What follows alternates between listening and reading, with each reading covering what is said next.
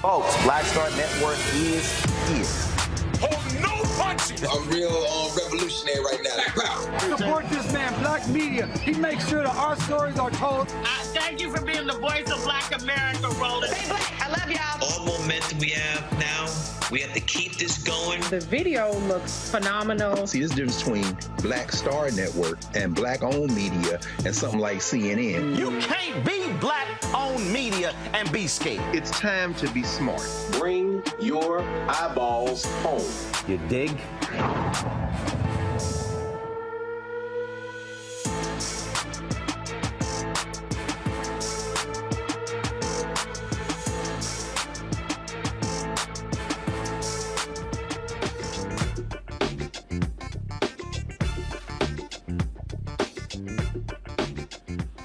Today is Friday, August 25th, 2023. Coming up on Roland Martin Unfiltered, streaming live on the Black Star Network in Atlanta. A family mourns the loss of their beloved patriarch, Deacon Johnny Hollman Sr., who tragically died while in police custody under strange circumstances. We'll talk with the Hollman family attorney to find out what is going on. Also, that mugshot seen around the world of Donald Trump, the first former occupant of the Oval Office to ever get a mugshot. He also is already raising money off of this opportunity. Told you he's a grifter. Today marked the deadline for all of Trump's co-defendants in the Georgia RICO case to surrender to authorities. We'll show you the remaining individuals, black woman Trevion Kuto, Kanye West's former publicist, as well as an Illinois clergyman. We'll show you all 19 mugshots.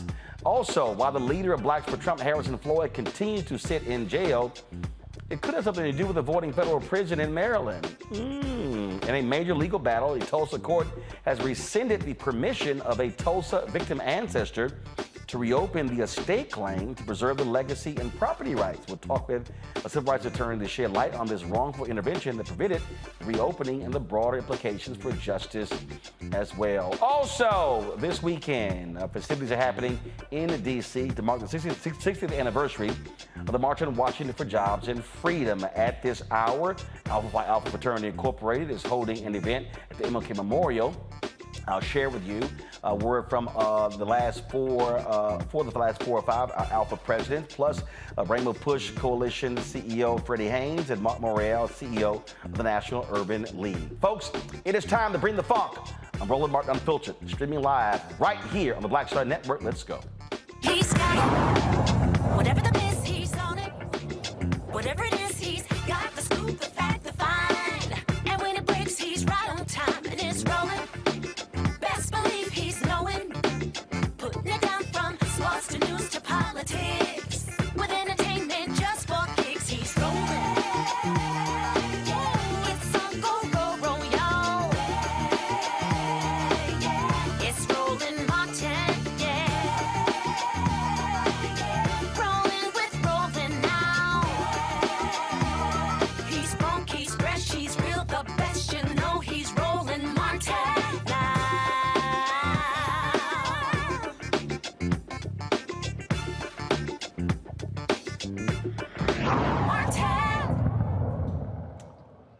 As a Georgia family says their final goodbyes to their patriarch, they are still wondering how 62-year-old deacon Johnny Hollman Sr. ended up dead while in police custody. August 10th, Hollman was involved in a minor traffic accident. It's unclear why things escalated when Atlanta police arrived on the scene. Body camera footage has yet to be released in the case, but when the family arrived there, they saw their father lying motionless on the ground with paramedics performing CPR after he was tased by a police officer. The video here was actually shot by family members. The unnamed officer is on leave as the Georgia Bureau of Investigation investigates this case. Joining me from Atlanta is Mauli Mel Davis. He's representing the Hollman family. Glad to have you here, Mr. Davis. So, again, this is what just jumps out the most on this case, and whenever we do these stories, another example of a minor traffic accident leading to a black person dead. Correct. In fact, Deacon, he was the chairman of the Deacon board, he called the police. And so he calls the police. He's perfectly safe up until the police arrive. When they arrive, that's when his life is in danger. That's when they begin to escalate the situation, and this officer tases him, handcuffs him, and ultimately he dies. And his family has to come up, and they see them performing the CPR. We just left from the service. Tomorrow they will have the funeral, but we just left from the viewing, and his son, who I was standing with, who shares his name, Johnny Hollman Jr., was just like, they didn't have to do this to my dad. Okay, I'm still trying to understand. Okay, so was it a traffic accident? It was an accident. Okay, involving another vehicle? Involving another vehicle. So Mr. Hollman, he's the one who calls the cops. Exactly. Both drivers called the police. And so we've been in communication with the other driver and hope to be able to do a full interview with him early next week. But there's nothing that he indicated as to why Mr. Hollman was even being arrested. You know, this officer decides, this 62-year-old deacon who has just left Bible study after a minor traffic accident where he calls the police, needs to be arrested. That's where this begins to go wrong. Okay, so this took place August 10th. Why haven't they released the body cam footage yet? Roland, that's the question. We know across the country the policies and what we have seen as best practices is to at least bring the family and the attorneys in to view the body cam footage so that questions can be answered. So as they bury him on tomorrow, they're not wondering what happened that day. So we've asked the city of Atlanta. There was a march and protest this past Thursday here in Atlanta. Folks are demanding it. And so we hope that this, is addressed early next week. If not, all we can do is encourage people to stay in the street, to keep fighting, keep demanding, because the power really lies with the people. And that's unfortunate that we're the cradle of the civil rights movement, yet we behave in this way when one of our own citizens is killed by an Atlanta police officer. Absolutely strange what has happened here. We appreciate you coming on. Surely give our thoughts and prayers to the Hollman family. We really appreciate you and what you've done all over the years, and thank you for supporting this kind of work. I appreciate it. Thanks a lot. Folks, Atlanta Mayor Andre Dickens released this statement regarding this case. Quote, "Every single life in Atlanta is important and matters to me. Every single death in this city weighs on my heart." What started as a routine stop after an accident ended in the death of 62-year-old Johnny Hollman. Immediately following these events, I directed Chief Darren Shearbaum to conduct a top-to-bottom evaluation of the interaction with Mr. Hollman, including a review of the department's standard operating procedures and training curriculum. APD leadership will ensure that the officer involved will receive due process. In the coming days, we will share the results of those findings and updates to the standard operating procedures of APD. I have been in touch with the family of Mr. Hollman to express my condolences, and the city has provided assistance to them. My prayers remain with the family and loved ones of Mr. Hollman and with the entire city of Atlanta. Folks, our panel right now is Michael Imhotep, host of the African History Network show, joining me out of Detroit. Glad to have you here. Killa Bethea, communications strategist, joining me out of D.C. Civil rights attorney Matt Manning, out of Corpus Christi. Glad to have all three of you here. I mean, it's like deja vu, Matt. Traffic accident, black man dead. I swear. I mean, my goodness. And again, in this case, the two people who were involved, they called the cops. I mean, my good. If you're black, I mean, hell, calling the cops could get you dead. Yeah, it could. And, as much as I like the mayor addressing this issue and calling for a top-to-bottom investigation, it may not have any material effect, because what it really comes down to is this family's ability to vindicate the loss of Mr. Hollman in court. And the 11th Circuit, just like the 5th Circuit where I practice, is one of the most difficult circuits to practice in the United States in terms of the judges' positions on things and the overall conservative nature of the court. And what that means is that the problem really is less APD's individual policies and more looking at what officers do out in the field and giving them basically an objective, viewpoint to determine whether what they did was reasonable. And what concerns me about this case is it's indefensible, right? It doesn't make any sense at all that somebody would have a traffic accident and end up dead, and that a taser is used with the routine response to a traffic accident. But the problem with that is, no matter how divorced from logic that seems, it routinely happens where courts tell people that it's either not excessive force or it's not enough to prove the case. And what I am concerned about in this case is that they will want to extend qualified immunity.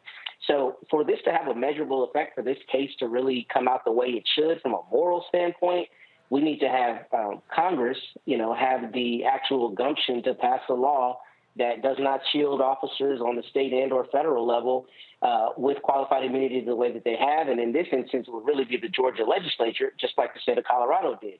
Until that happens, it doesn't matter how much the city looks at its policies and procedures, because it'll be very difficult to hold them accountable. And that's my concern in this case and all cases like it. And again, right here, Kelly, another black person dead, 62-year-old deacon. Yeah, it's absolutely heartbreaking. My mom is just a year older than this man, and if that were to ever happen to her, I don't even want to think about it, because it is that jarring and that triggering. The fact that, once again, like you said, we have this issue is just a testament as to how things have not changed, and the fear that things will not change, no matter how much criminal reform we have, no matter how many protests we have, no matter how many black bodies are strewn out on the street by way of, capital violence against citizens. It does, like, the needle just simply isn't moving to the extent at the frequency in which lives will be saved. And that is extremely concerning to me. Indeed. Michael? Yeah, Roland, I watched the video. AtlantaNewsFirst.com covered this story. And one of the questions that I had for the attorney is, where's the body camera footage? Where's the dash camera footage? I know he addressed that, but because it has not been released, it leads me to believe that it has incriminating evidence on the dash cam video or the body camera video that's damaging to the police officer who it appears repeatedly tased. It looks like he was tased more than once, Johnny Hollman, 62 years old. Also, apparently he had asthma as well. And what I was trying to find out is, okay, so how did it escalate from a minor traffic accident and he calling the police to him being tased? I know he was possibly agitated or something like that, but if you're an officer arriving on the scene of an accident, you have to use some discernment, some judgment when you deal with somebody who's an elder and they're probably upset because an accident happened. So you have to use restraint. So I'm still trying to figure out, how did it escalate to him being tased? The family trying to do the exact same thing. And so hopefully we'll get the body cam footage quite soon. All right, folks, got to go to break. We come back. All 19 defendants in the Donald Trump RICO case have turned themselves in. We have the mugshots, the two who turned themselves in today. One of them still in jail. What's up with his bond hearing? We'll break it all down next right here on Roland Martin Unfiltered on the Black Star Network.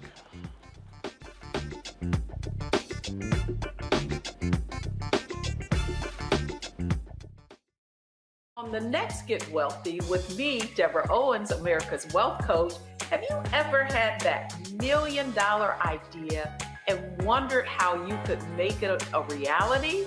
On the next Get Wealthy, you're going to meet Liska Askalise, the inventress, someone who made her own idea a reality and now is showing others how they can do it too. Positive, focusing in on the thing that you want to do, writing it down, and not speaking to naysayers or anybody about your product until you've taken some steps to at least execute. Liska Askalise on the next Get Wealthy, right here, only on Black Star Network.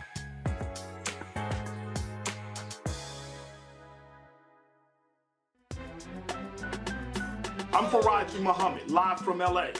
And this is The Culture. The Culture is a two-way conversation. You and me. We talk about the stories, politics, the good, the bad, and the downright ugly. So join our community every day at 3 p.m. Eastern and let your voice be heard. Hey, we're all in this together. So let's talk about it and see what kind of trouble we can get into. It's The Culture. Weekdays at 3, only on the Black Star Network. Pull up a chair, take your seat. The Black Tape with me, Dr. Greg Carr, here on the Black Star Network.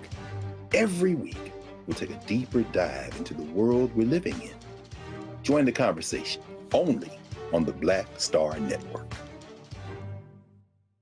Hey, what's up, y'all? I'm Devon Frank. I'm Dr. Robin B., pharmacist and fitness coach, and you're watching Roland Martin Unfiltered.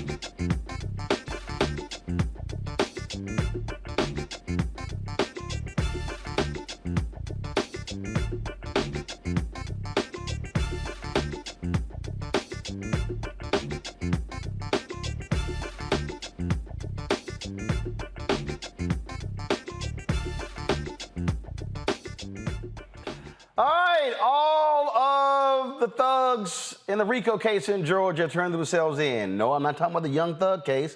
I'm talking about Donald Trump and his imps. Here are the two mugshots of the folks who turned themselves in today. Trevion Kuto, of course, the black woman, former publicist for Kanye West, and for R. Kelly, turned herself in. Boy, that's one evil-ass looking photo right there. Violation of the Georgia Racketeer Influence and Corrupt Organization Act, conspiracy to commit solicitation of false statements and writings influencing witnesses as well. All right, let's show the man who showed up in his clerical collar. He was the priest involved. We got that photo? All right, come on, let's show it. He is from Illinois. He was not at all happy about turning himself in. Stephen Lee, same thing. He was involved in this. They were the last two turning themselves in. Here are the 19 mugshots of all of the gang, the Trump gang. Well, that's Donald Trump's mugshot. Literally thinking he's supposed to look tough. No, fool, you look ridiculous. Kenneth Chesbro, that's his photo. Keep going. Mark Meadows, he tried to get out of it. Mike Roman, let's see here. Misty Hampton. Ray Smith, yep, pretty evil. Robert Cheeley, yep, former head of the Republican Party in Georgia. Rudy Giuliani, Scott Hall. Let's see here, keep going. Sean Steele. That's right. Sidney Powell, that idiot, about to jack her law license, of course. There's Stephen Lee again. Trevion Cootie, let's go. Keep going. Kathy Latham, she needs some sun. Man, she's pale as hell. David Schaefer needs some sun, too. Jeffrey Clark, yeah, he looks confused. Jenna Ellis, she actually posted something on Twitter. I absolutely hollered at laughing. John Eastman, that lion SOB. He's there. And this idiot, Harrison Floyd, who was the former head of Black Voices for Trump, okay, one of two black defendants. He's the only one who is still in jail. Of course, he was director of Black Voices for Trump during the 2020 election campaign. He was indicted for violating Georgia's anti-racketeering law, illegally influencing witnesses, and conspiring to solicit a false statement. According to the indictment, he repeatedly harassed and attempted to pressure a black election worker, Ruby Freeman, to make a false statement. Now, it's not completely clear why Floyd did not negotiate a bond agreement. Could be he's broke as hell.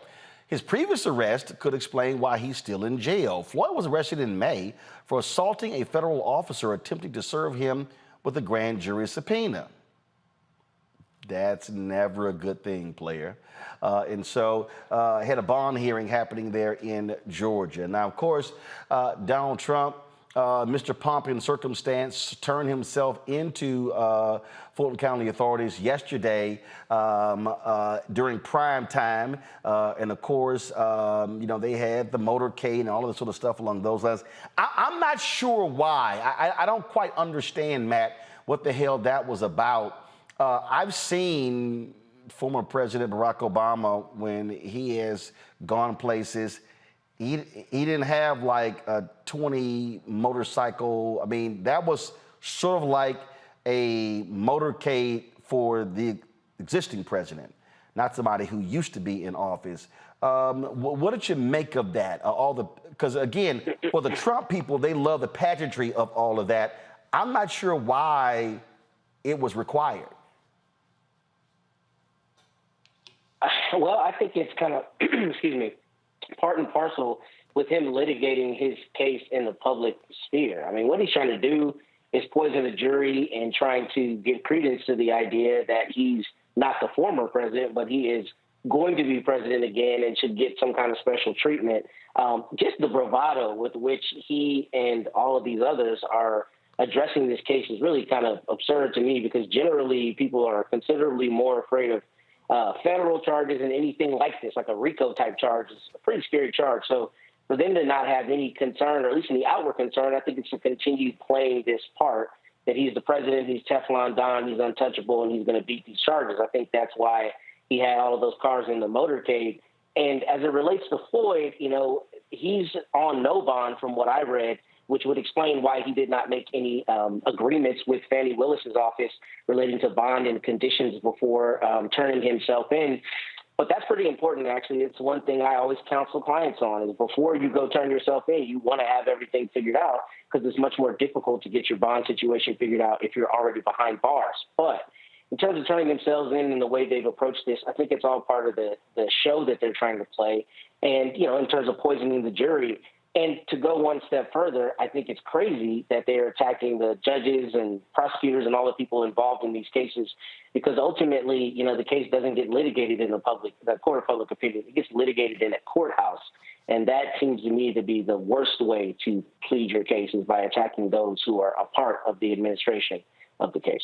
I just don't understand, Michael. First of all, Atlanta police and Fulton County sheriffs, they didn't have to accede to that. They could have simply said, you don't deserve all of that. You don't, you're not the president anymore. And so guess what? You now had to stop at red lights. I mean, this to me, go to my iPad. I mean, I'm not quite understanding all of this. Matter of fact, let me just roll it back. I mean, this is the beginning of it.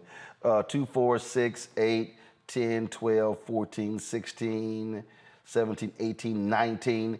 19 motorcycle cops leading, and like this is the whole.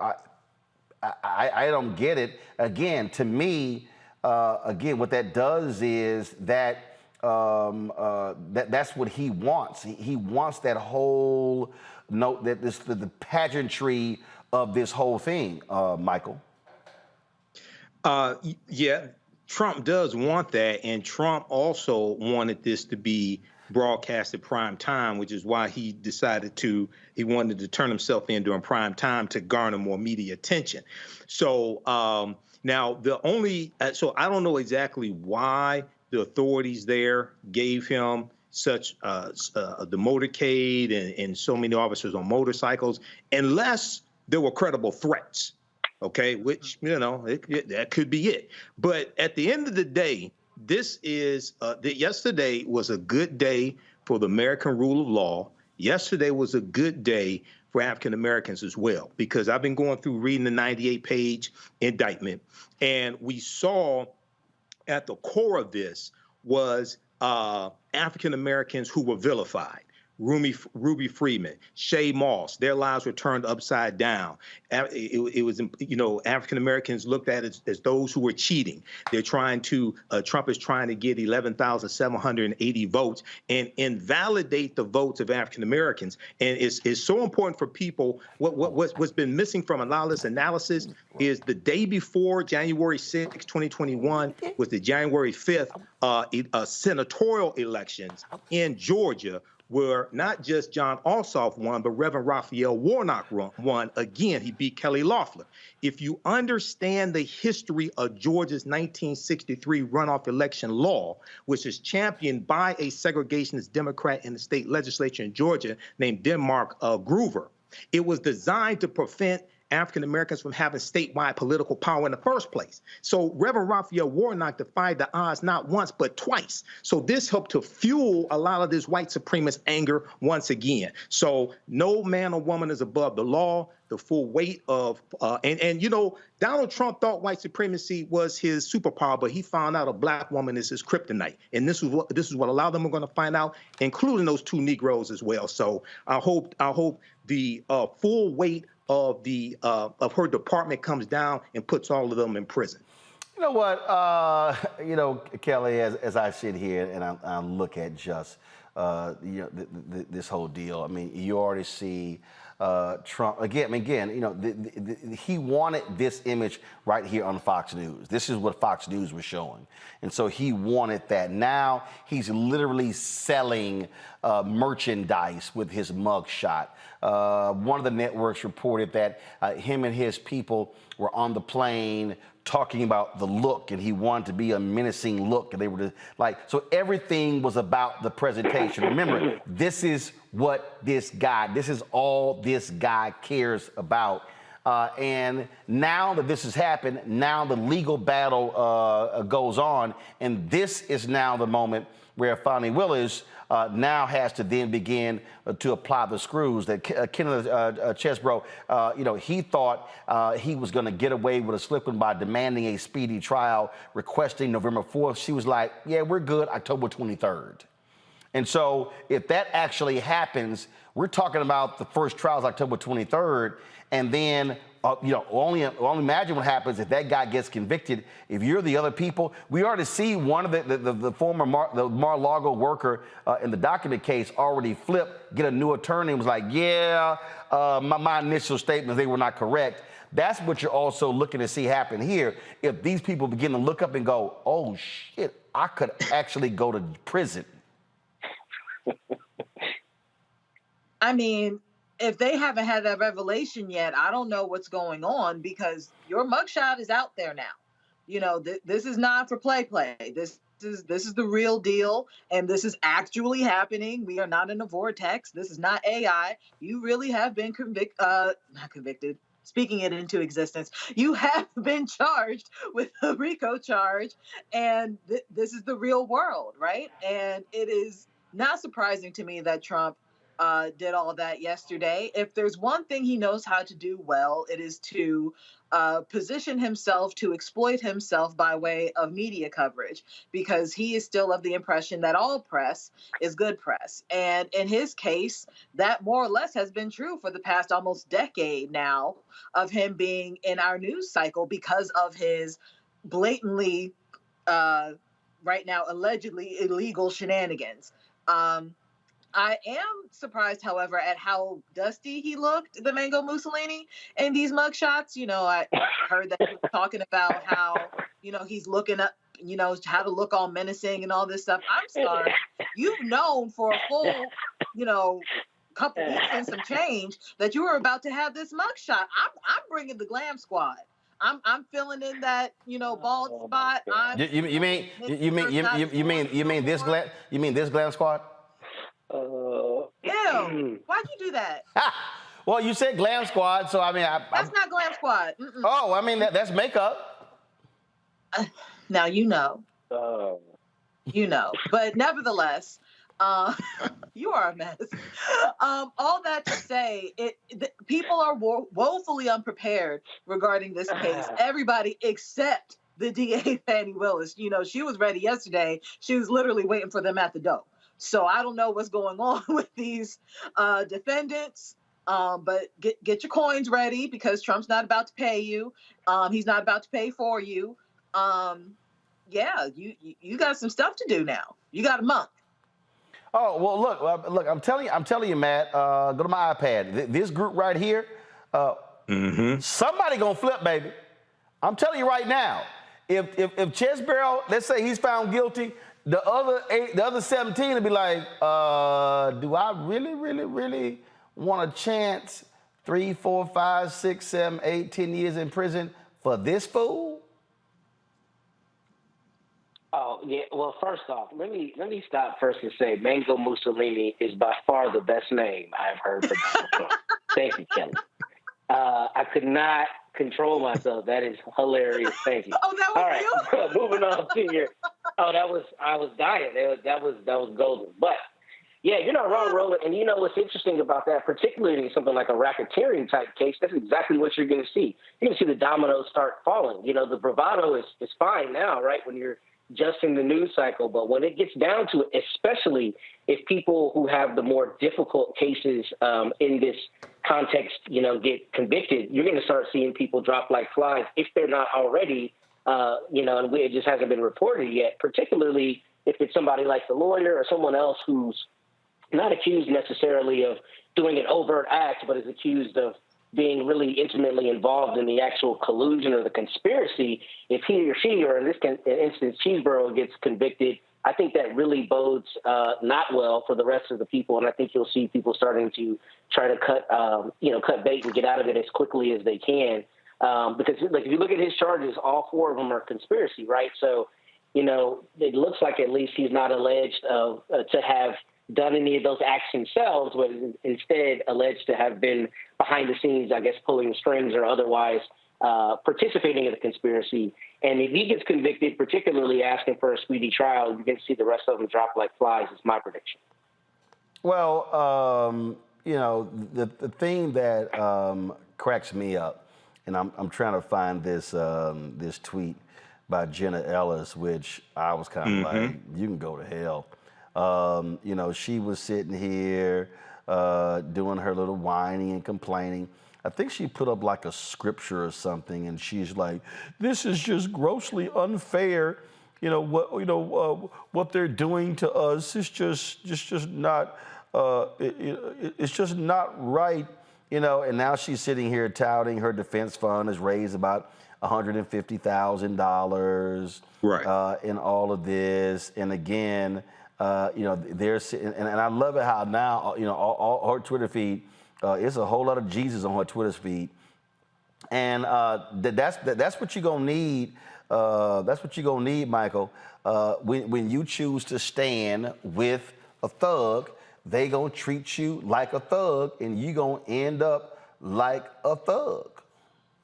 Absolutely. I think Jenna Ellis used a Christian crowdfunding website. She talked about how she didn't have the money to pay the legal fees. There are going to be a lot of them flipping, Roland. And last I heard, Donald Trump owes Rudy Giuliani $3 million in legal fees. And he's stupid. He's grossly stupid. Now, Donald Trump has agreed to appear at a fundraiser for Rudy so Rudy can pay his little legal fees and stay out of prison.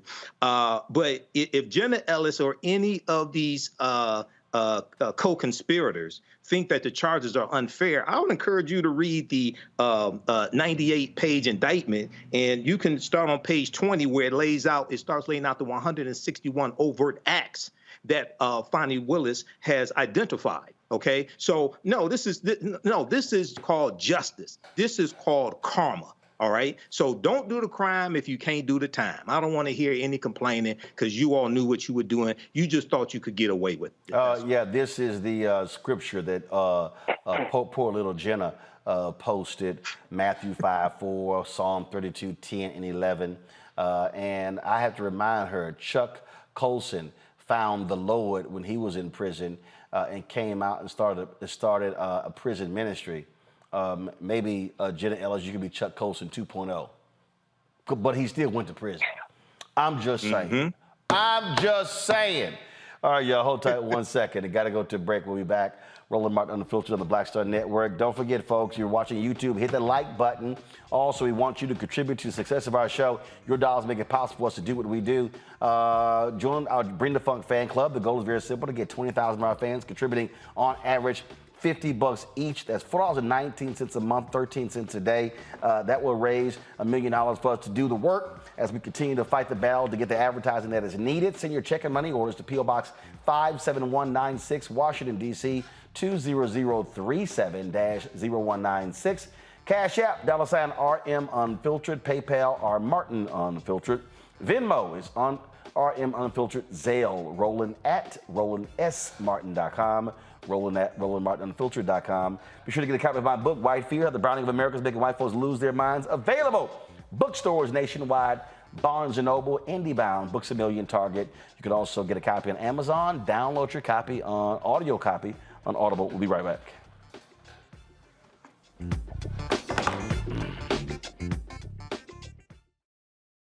Hatred on the streets, a horrific scene, a white nationalist rally that descended into deadly violence. White people are losing their damn minds. As an angry pro-Trump mob storms the U.S. Capitol, we've seen We're about to see the rise of what I call white minority resistance. We have seen white folks in this country who simply cannot tolerate black folks voting. I think what we're seeing is the inevitable result of violent denial. This is part of American history. Every time that people of color have made progress, whether real or symbolic, there has been what Carol Anderson at Emory University calls white rage as a backlash. This is the rise of the Proud Boys and the Boogaloo Boys. America, there's going to be more of this. Here's all the Proud Boys, guys. This country is getting increasingly racist in its behaviors and its attitudes because of the fear of white people. The fear that they're taking our jobs, they're taking our resources, they're taking our women. This is white fear.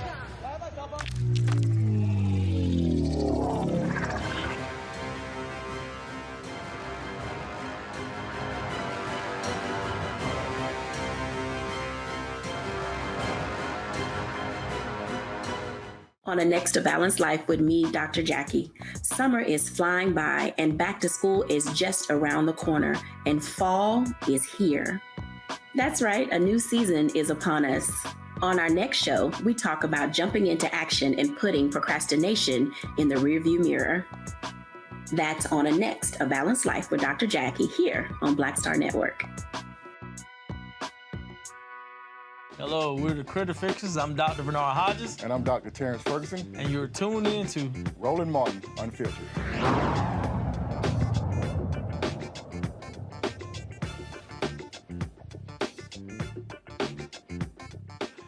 You know what? You can always count on the idiotic racists to do what they do and say unbelievably dumb, stupid things. And one of them is the convicted felon Dinesh D'Souza.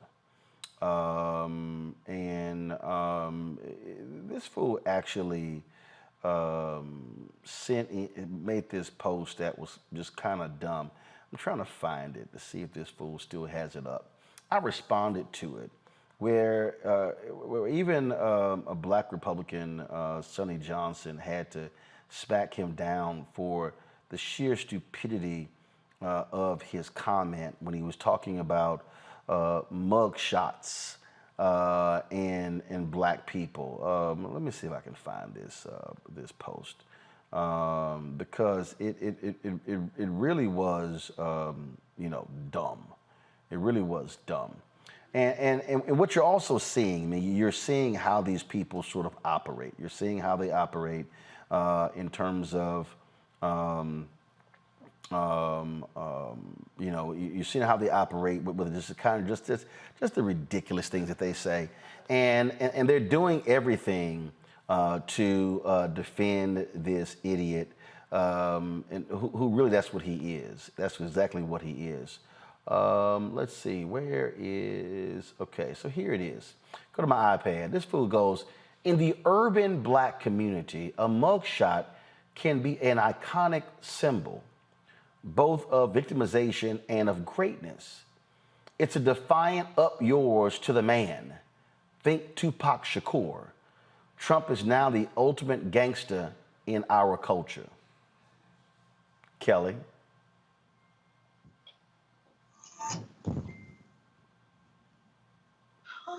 Oh, okay.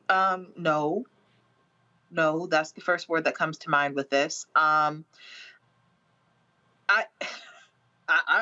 baffled. I'm sorry. I had to gather my thoughts for a second. The fact that you think that Black culture is rooted in institutionalized racism and prison culture, just because there is gangster rap does not mean that that is inherently all Black people culture. Not to mention the fact that he's just blatantly wrong about what he said. But if you're going to try to rationalize it, let's start there.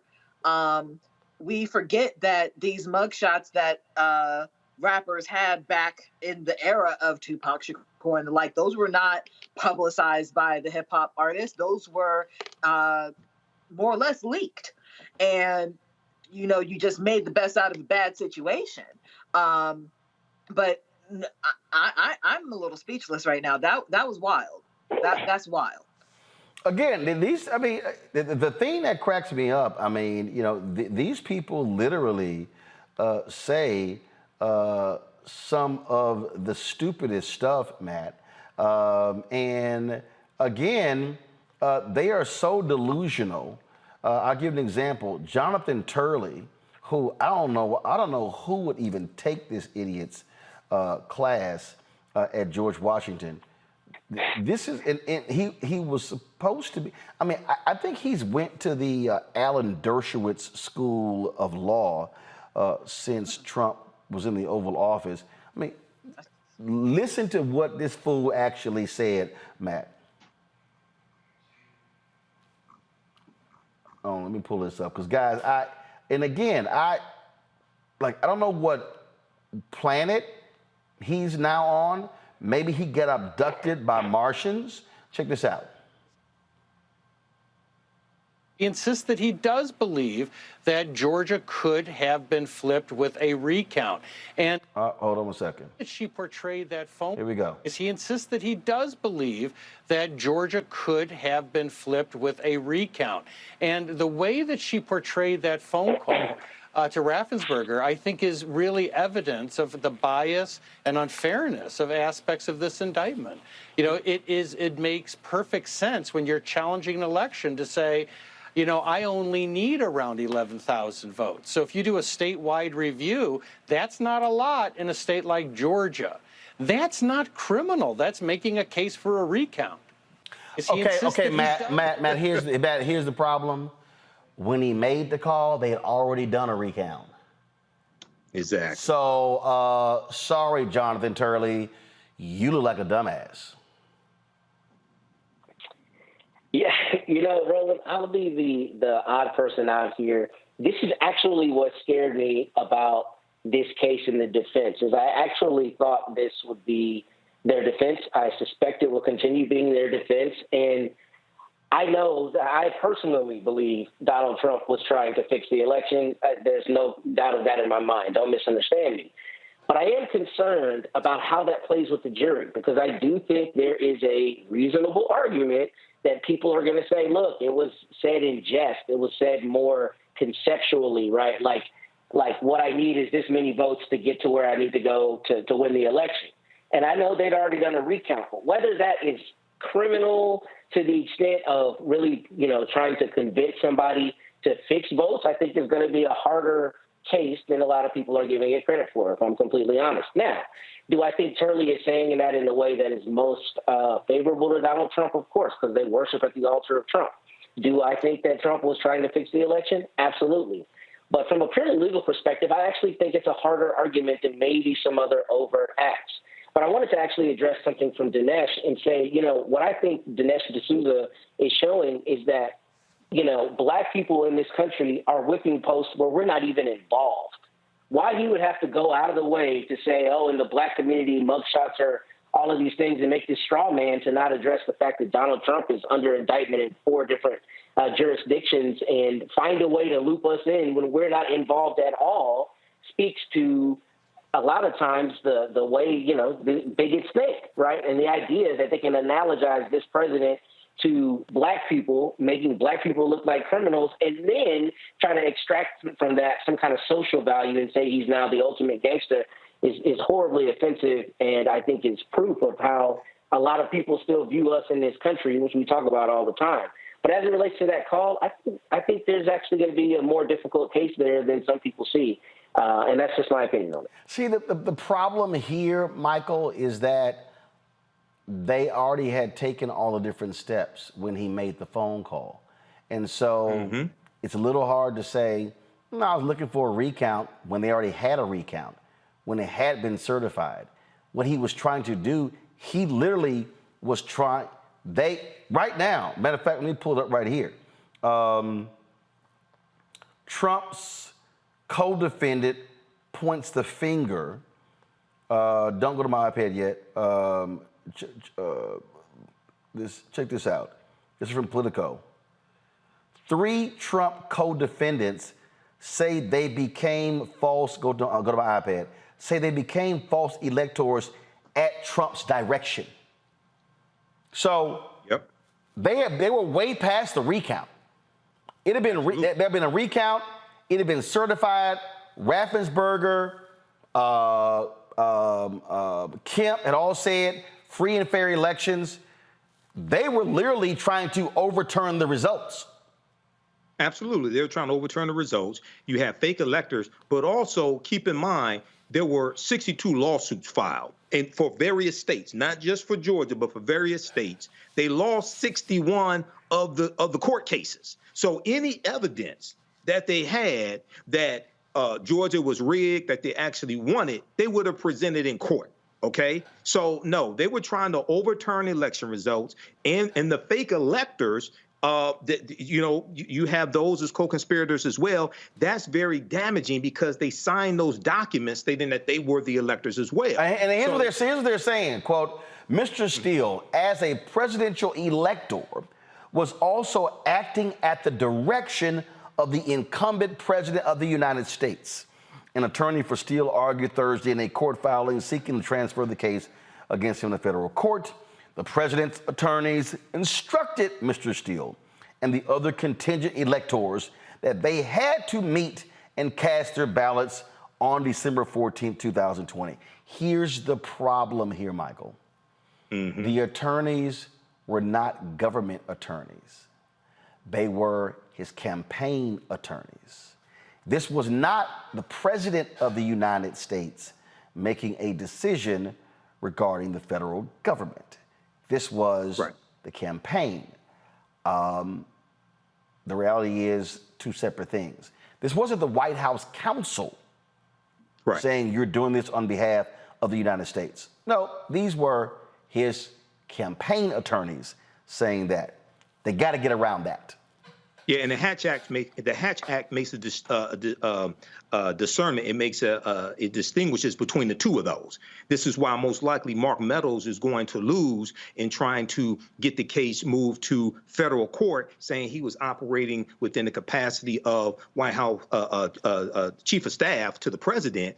But you're operating based upon the Trump campaign, not the chief of staff. Okay, there's a distinction between those two duties. And even if you are operating based upon the campaign, is not within your scope of services or within your authority to try to overturn election results either. So these are flimsy excuses that they're using. But what's going to happen is Trump is drowning in debt trying to pay these legal fees, and he's not going to be able to pay the legal fees of all these other people he's promised. And some of these people, just like in the Mar-a-Lago case, witness number 4, who just got his own attorney and flipped and recanted statements he made to the investigators, the same thing is going to happen here as well. So this kind of reminds me of R. Kelly, when R. Kelly ran out of money.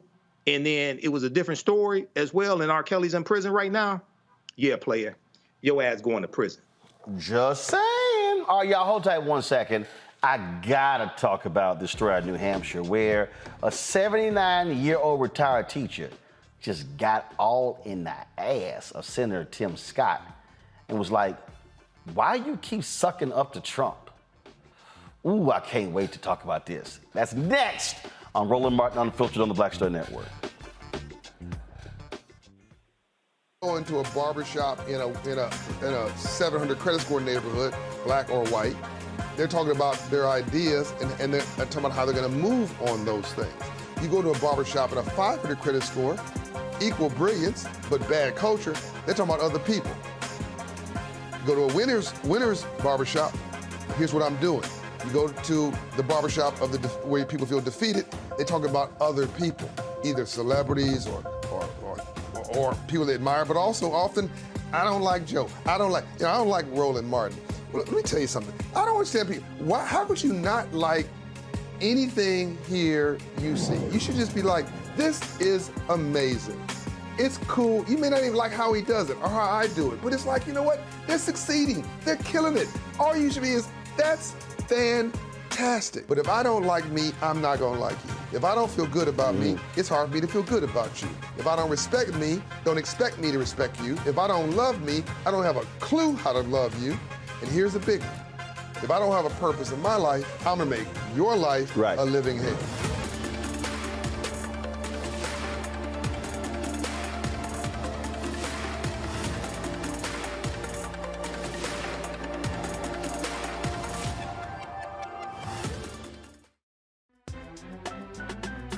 I'm Faraji Muhammad, live from LA. And this is The Culture. The Culture is a two-way conversation. You and me. We talk about the stories, politics, the good, the bad, and the downright ugly. So join our community every day at 3 p.m. Eastern and let your voice be heard. Hey, we're all in this together. So let's talk about it and see what kind of trouble we can get into. It's The Culture. Weekdays at 3, only on the Black Star Network. Hello, I'm Paula J. Parker. Truly proud on the Proud Family. I am Tommy Davidson. I play Oscar on Proud Family, Louder and Proud. Hi, I'm Jo Marie Payton, voice of Sugar Mama on Disney's Louder and Prouder Disney Plus, and I'm with Roland Martin on Unfiltered.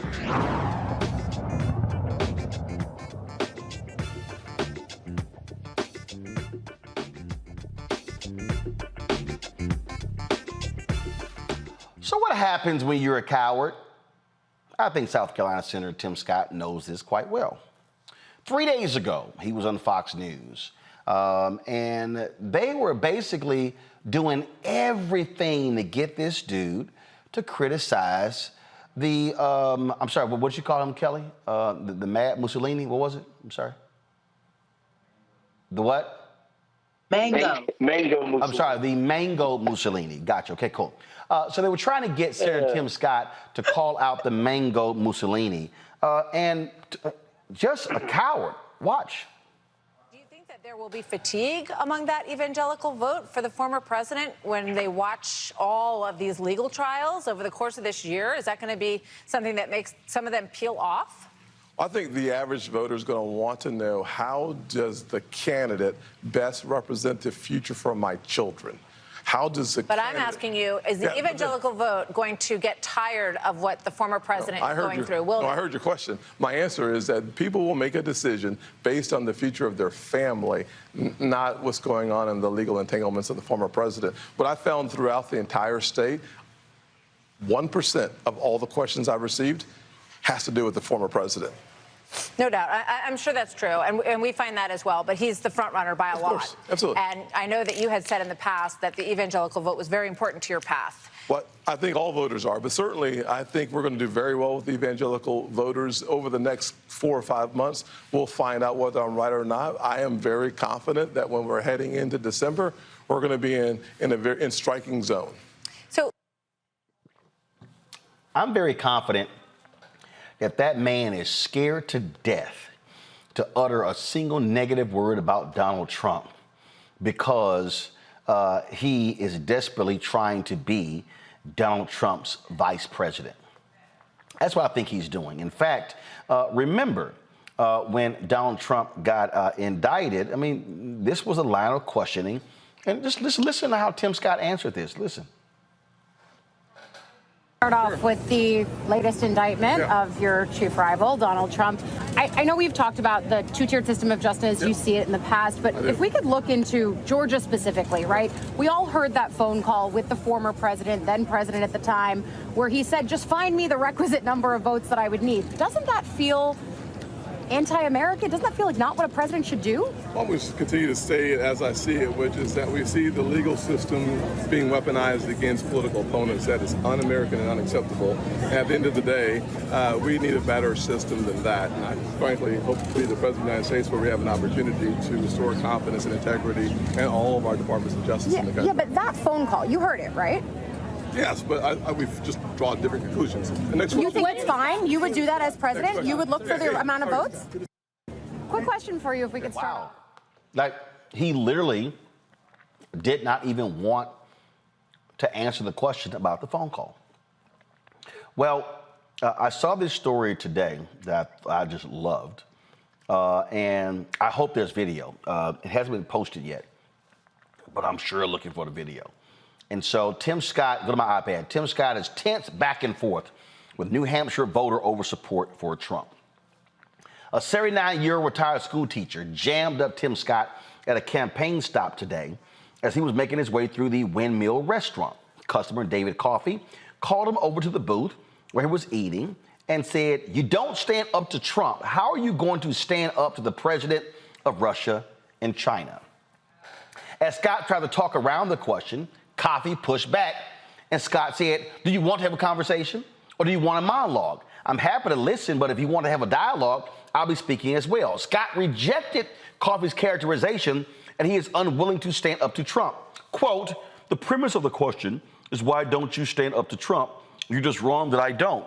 I was one of the few people that actually stood up against those major issues, whether it was Charlottesville or other major challenges he had," would name them.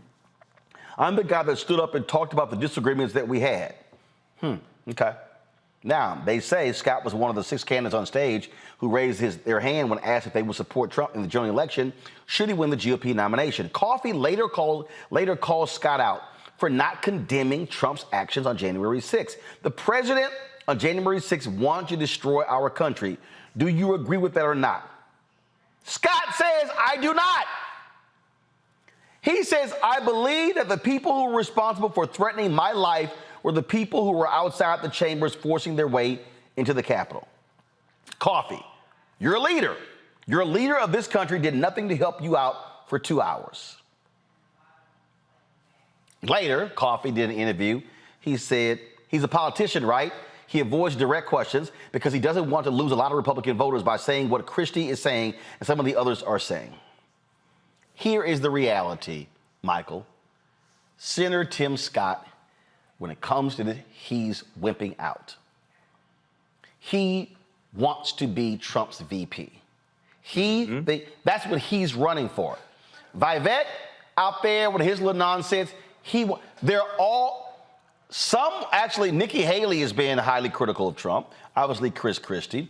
Obviously, you have DeSantis. But the bottom line is, this dude, he is playing for the number 2 spot. Absolutely. And Tim Scott is scared of his own shadow.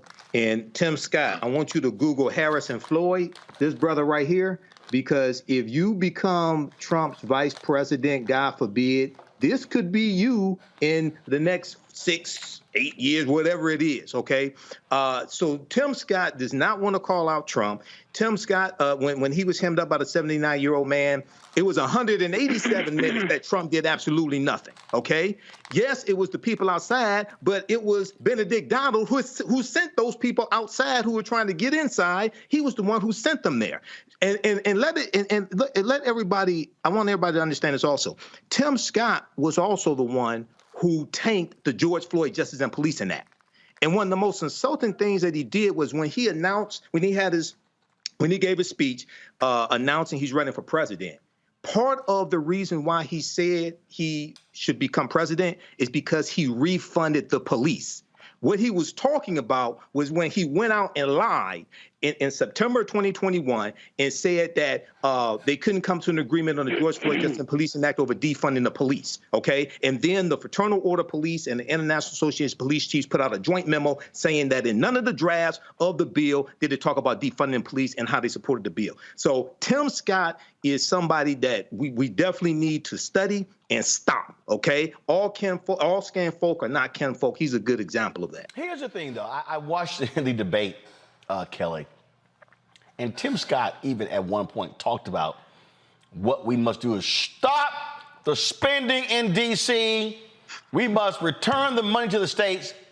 First of all, Kelly, he's from broke-ass South Carolina, okay? Broke-ass South Carolina. South Carolina gets more money from the federal government than they send to the federal government. So y'all can't even fund your damn selves, Tim. You need federal money. But, so check this out. He literally said that, and I'll give her credit, but she finally showed some guts. This is what Nikki Haley actually had to say about the spending in Washington, D.C. I don't care about polls. What I care about the fact is that no one is telling the American people the truth. The truth is that Biden didn't do this to us. Our Republicans did this to us too. When they passed that $2.2 trillion COVID stimulus bill, they left us with 90 million people on Medicaid, 42 million people on food stamps. No one has told you how to fix it. I'll tell you how to fix it. They need to stop the spending. They need to stop the borrowing. They need to eliminate the earmarks that the Republicans brought back in.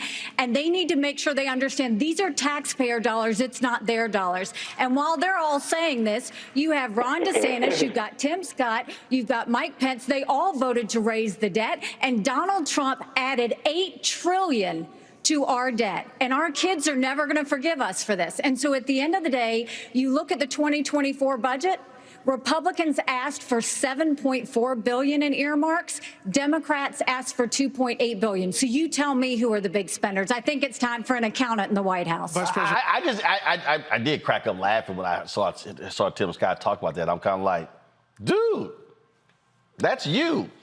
He's a coward. He's a coward, Kelly. He is not going to criticize Trump because I'm trying to tell you, Kelly, he wants, and I've talked to other black Republicans who have insisted to me, Tim Scott wants to be the VP.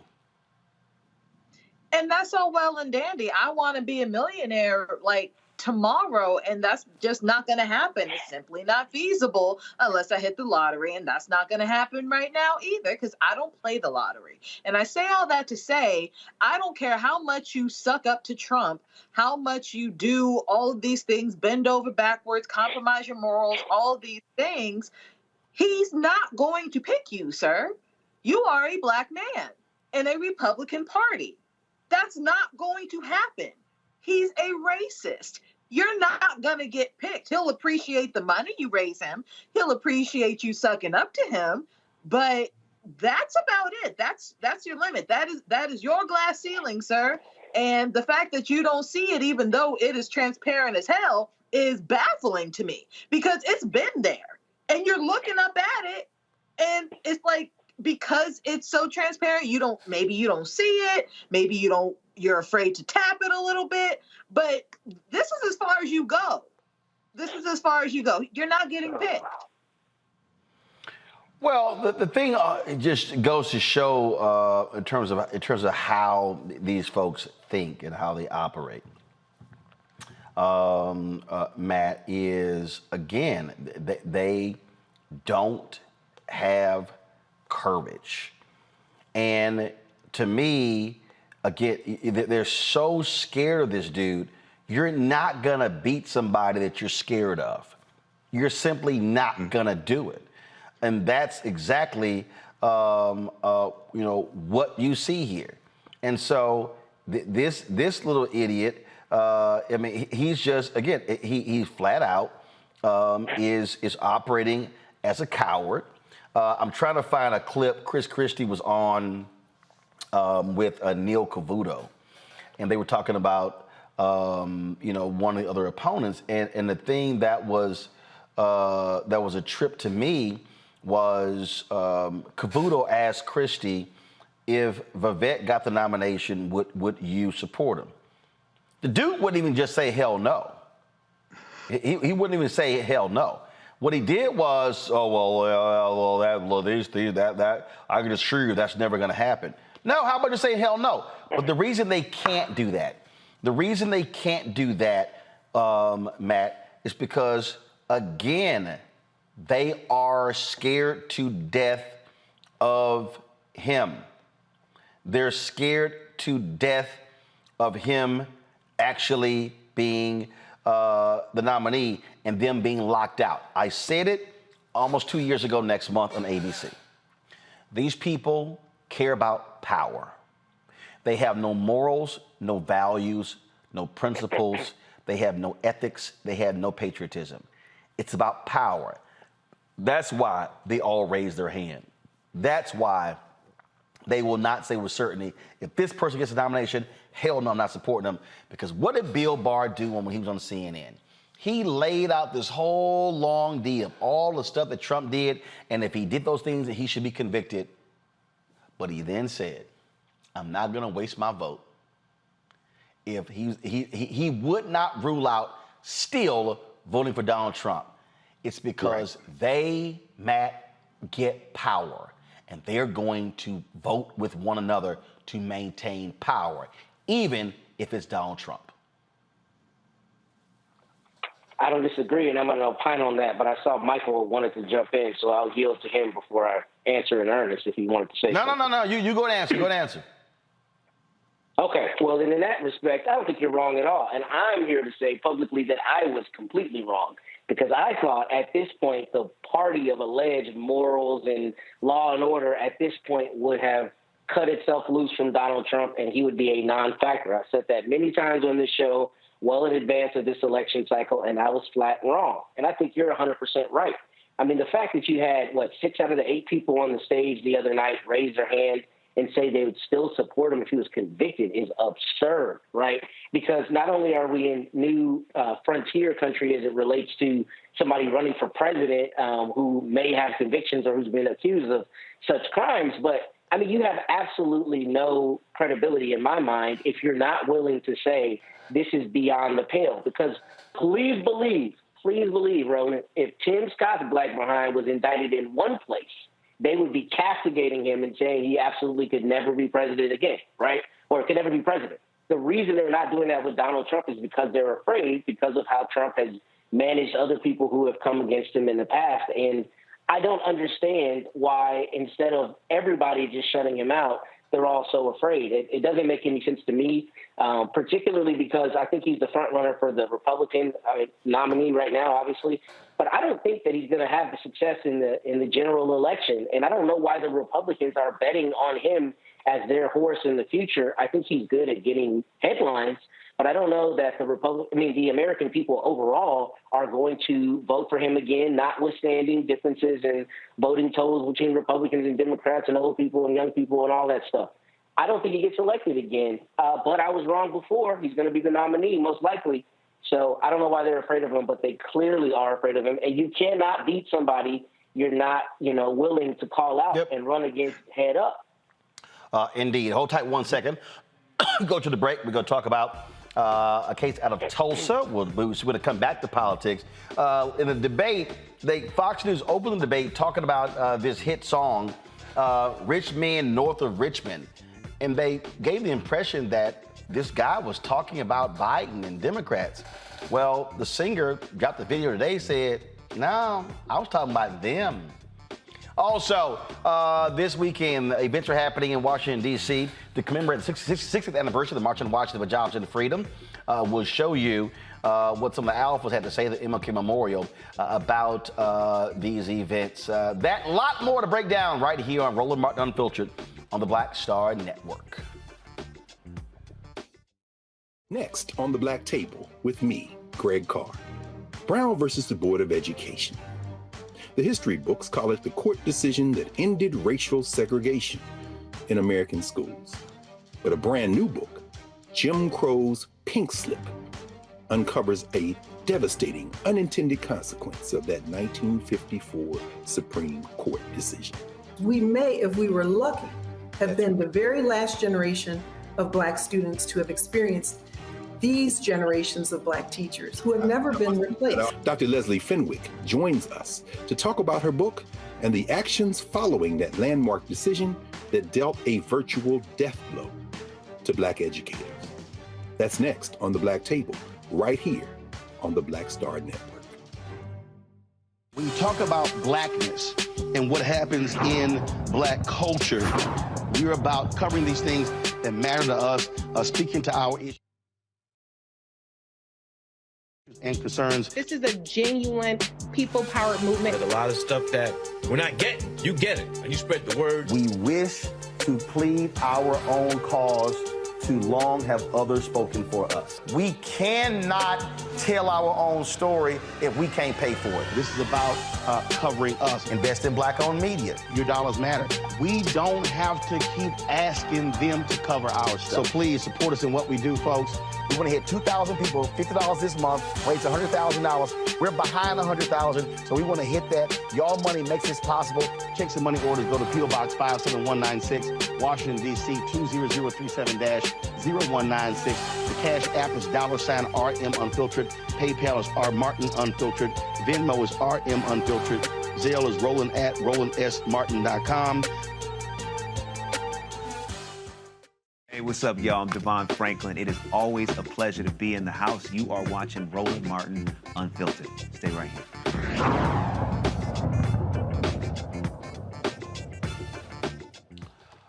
The descendants of the Tulsa Race Massacre, they are not giving up in their pursuit for economic justice. National Civil Rights Attorney Mario Solomon Simmons and his legal team are appealing the Tulsa County District Court decision to deny the estate of a 1921 murder victim permission to reopen their case. One of the attorneys is Cordell Cephas. He joins me now from Tulsa to explain why Dr. Andrew Cheeston's family is fighting to preserve the legacy and property rights of their ancestor and his descendants. Okay, so explain to us exactly what's going on here. What are you actually appealing? Well, one, thanks for having me on, Martin. Roland, I apologize. What we're appealing in this matter is the denial of the family of Dr. Jackson to reopen his estate to simply marshal the newly discovered assets that have been discovered in his estate. In Oklahoma law, anyone can open it. Essentially, anyone can open an estate. It could be a creditor that can open an estate. As we've seen in this case and in other cases, the bar has simply been raised higher for the descendants of the 1921 Tulsa Race Massacre. As the Tulsa County Court denied the opportunity to this family to open the estate and manage the affairs of their loved one. Okay, I'm still confused. Okay, they want to open the estate. What's new information? What's new assets, new value? What does that mean? So we're looking at the name, the image, the likeness of Dr. Jackson, which is being exploited by individuals that are not related to him. His family, like who? Control. Particularly, we're looking at a number of institutions. There's a museum here in Tulsa, Greenwood Rising, which we believe are using pictures. But even beyond that, what we want to do, what the family wants to be able to do, is simply control his image and likeness the same way that any other family would be able to control the image and likeness of their deceased loved one. Okay, so you mean for the purpose of comparison, the MLK estate controls the image and likeness of Dr. King? Absolutely. Okay. We've not had an opportunity to do that. We simply went to the court and we've said, hey, we want to be able to do this. The court initially, one court actually said yes. And then individuals who are not related to this estate, not related to the family, came in and filed an action and requested the court to reconsider that, or a motion to vacate what a prior court had done. And that court, in this particular instance, agreed and then closed the estate again. So we're at the point now where we have to appeal that. Under Oklahoma law, again, anyone can open an estate. However, not anyone can object to an estate being opened. And our concern is, again, the court has raised the standard or issued a new standard, which allowed individuals who are not related to the descendants and don't have any interest in the property of these descendants to object to the appointment of Don Jackson, the great nephew of Dr. Jackson, the deceased Dr. Jackson, and has prevented them from opening the estate and controlling the assets, the property, the name, image, and likeness of their deceased loved one. What's next? When do you go to court? We've been to court on this a number of times. We've had a number of hearings in this matter, but at this point, what we're doing is we're appealing the Tulsa County District Court's opinion. We're appealing that to the Oklahoma Supreme Court. What we're requesting that the Oklahoma Supreme Court do is simply follow the law as written. The law as written would provide that anyone can open up this estate, anyone can marshal the assets, and it provides that not everyone, particularly the individuals in this action, the Hilly Foundation here in Tulsa, Oklahoma, it specifically said that they're not an interested party, and because they're not interested, they don't have a right to come into court and prevent the family members of Dr. Jackson from opening up this estate. All right, then. Okay, well, let us know what happens next. We'll keep you up to date. All right, appreciate it. Thanks so much. Thank you. Folks, we come back, we're going to talk about the March on Washington, 60th anniversary of the March on Washington for Jobs and Freedom. Events are happening in D.C. this weekend to commemorate that, and so we'll share some of the things that are happening. You're watching Roland Martin Unfiltered right here on the Black Star Network.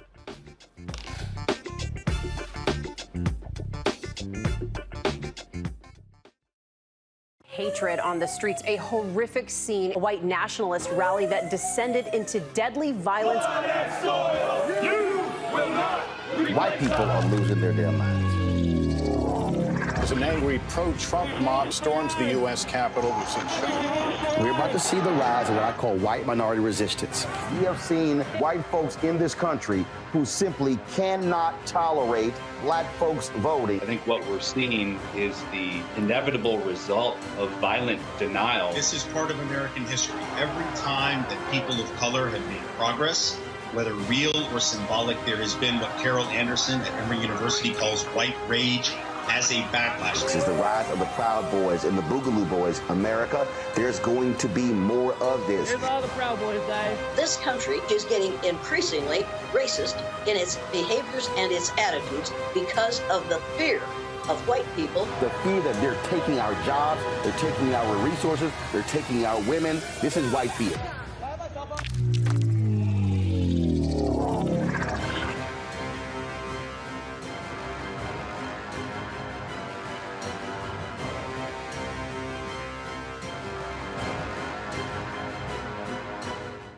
On the next Get Wealthy with me, Deborah Owens, America's Wealth Coach, have you ever had that $1 million idea and wondered how you could make it a reality? On the next Get Wealthy, you're going to meet Liska Askalise, the inventress, someone who made her own idea a reality and now is showing others how they can do it too. Positive, focusing in on the thing that you want to do, writing it down, and not speaking to naysayers or anybody about your product until you've taken some steps to at least execute. Liska Askalise on the next Get Wealthy, right here, only on Black Star Network. Bruce Smith, creator and executive producer of The Proud Family, Louder and Prouder, and you're watching Roland Martin Unfiltered.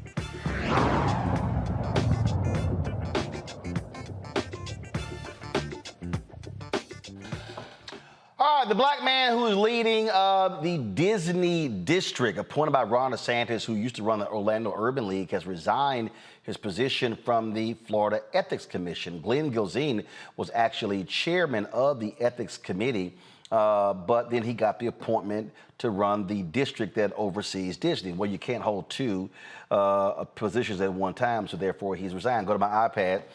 This is who Glenn Gilzine is, the brother right there. The district position pays $400,000 a year. He used to run the Orlando Urban League, and one of the first things that he did as chair of the Disney district was get rid of DEI and also changed in terms of contracting that happened there. Michael, this guy's been called an Uncle Tom. He's been called a turncoat. He's been blasted by a lot of different people because he praised Disney's DEI efforts when he ran the Urban League. Now he's carrying the water of Ron DeSantis. Yeah, you know, this is this incident right here is the first I've heard about this. And I don't know his whole background. Well, we covered this last week, and the guy was spent 7 years covering the Orlando, CEO of the Orlando Urban League, and again has praised diversity, equity, inclusion in the past. But then when he gets his $400,000 job, one of the first things he does is they stop any DEI efforts, and then they even even change contracting rules, saying that Disney, they were awarding contracts to minorities and giving preferences, and that's not how we're going to do business. So it's kind of like, everything you were doing at the Urban League, now you want to do the opposite. Exactly. And people like this, you know, I know when we dealt with the story of the sister who's the executive administrative assistant to the DA there in Florida, who Ron DeSantis removed, and they talked about the black judge who said all the right things to get the votes and then turned his back on the African American community. So this seems like the same thing. Okay, he said the right things when he was being paid by the Urban League and had the job. Now he's turning his back on the African American community and harming us by removing DEI. Even though diversity, equity, and inclusion is not all that most people want it to be, that does not mean you get rid of it. Improve it, make it better. So once again, this is another example of how elections have consequences, okay? And we need to check the backgrounds of these people as well, regardless of race or ethnicity. We need to hold them all to the same standard. Well, it's hilarious looking at this. This was a statement they put out here, Kelly, where he talked about, again, we discussed this last week, they were awarding, go to my iPad, they were awarding contracts, on race-based, setting quotas and things along those lines. And now this guy's sitting here trying to, and here's what's so crazy here. They put out a statement. He goes, this so-called diversity, equity, inclusion initiatives were advanced during the tenure of the previous board, and they were illegal and simply un-American. And then he says, as the former head of the Central Florida Urban League, a civil rights organization, I can say definitively that our community thrives only when we work together despite our differences. Like, dude, stop it. You're a suck-up to Ron DeSantis. And frankly, you are a traitor to the efforts that you actually led beforehand, which was fighting for inclusion of black people and economic inclusion. For sure. And I know one thing, the people at the Urban League in Central Florida are very much of the mindset that we don't know him no more.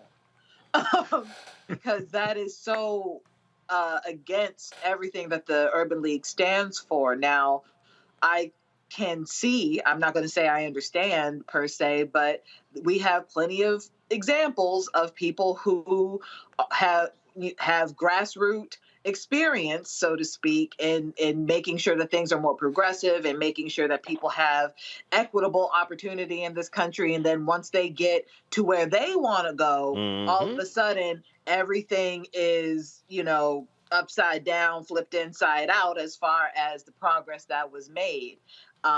It does not surprise me that money all of a sudden makes you think that your Black skin is irrelevant. And that seems to be the case here. And he will be sadly mistaken soon come, because DeSantis does not care. He does not care. Well, you know what? Again, so he's resigned from the Ethics Commission, Matt. And look, as we talk about all the time, is as Michael said, all skin folk ain't kinfolk. Yeah, you're right. And as we talk about all this time on the show, it's about power. To Kelly's last point, this cat saw an opportunity to come up by now, decrying the same efforts that he championed at the Urban League. And it's funny on one level that there are people who are easily bought and sold, but it's also scary because it shows you that you sometimes have sheets or wolves in sheep's clothing who are in organizations purportedly doing such important work, and in the moment they get out and it's advantageous for them to flip, they go in a different direction. Cats like this you can't forget, right? Because we can't trust you now. We know that you're going to flip-flop, especially with somebody like DeSantis. We're not talking about another politician where, maybe some of their comments are on the line. This person is specifically and particularly attacking things like Black history, the history of your own people in that state. So for you to have a job like this with the Urban League and then get out and now be decrying those same efforts, I mean, we can't ever trust anything you say going forward. And it's about power, and it's sad, but he's obviously corrupted by the opportunity to have it. Indeed, indeed. All right, y'all, quick break. We come back. We're talking 60th anniversary of the March in Washington. Also, we still going to talk a little bit more politics. So Fox News started their debate talking about this hit song by this artist out of Virginia. And, the white conservatives have been embracing this, saying, see, he talked about them daggum liberals. And he's like, nah, I was talking about the Republicans on the stage. What did I show you what he had to say? You're watching Roland Martin Unfiltered on the Black Star Network. You go into a barbershop in a 700 credit score neighborhood, Black or white, they're talking about their ideas and they're talking about how they're going to move on those things. You go to a barbershop at a 500 credit score, equal brilliance, but bad culture, they're talking about other people. You go to a winner's barbershop, here's what I'm doing. You go to the barbershop of where people feel defeated, they talk about other people, either celebrities or people they admire, but also often, I don't like Joe. I don't like Roland Martin. Well, let me tell you something. I don't understand people. How could you not like anything here you see? You should just be like, this is amazing. It's cool. You may not even like how he does it or how I do it, but it's like, you know what? They're succeeding. They're killing it. All you should be is, that's fantastic. But if I don't like me, I'm not gonna like you. If I don't feel good about me, it's hard for me to feel good about you. If I don't respect me, don't expect me to respect you. If I don't love me, I don't have a clue how to love you. And here's the big one. If I don't have a purpose in my life, I'm gonna make your life a living hell.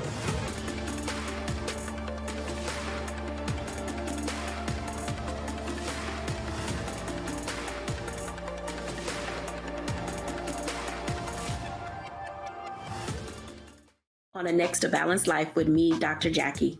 Summer is flying by and back to school is just around the corner and fall is here. That's right, a new season is upon us. On our next show, we talk about jumping into action and putting procrastination in the rearview mirror. That's on a next A Balanced Life with Dr. Jackie here on Black Star Network. Me, Sherry Shepard, and you know what you're watching, Roland Martin Unfiltered.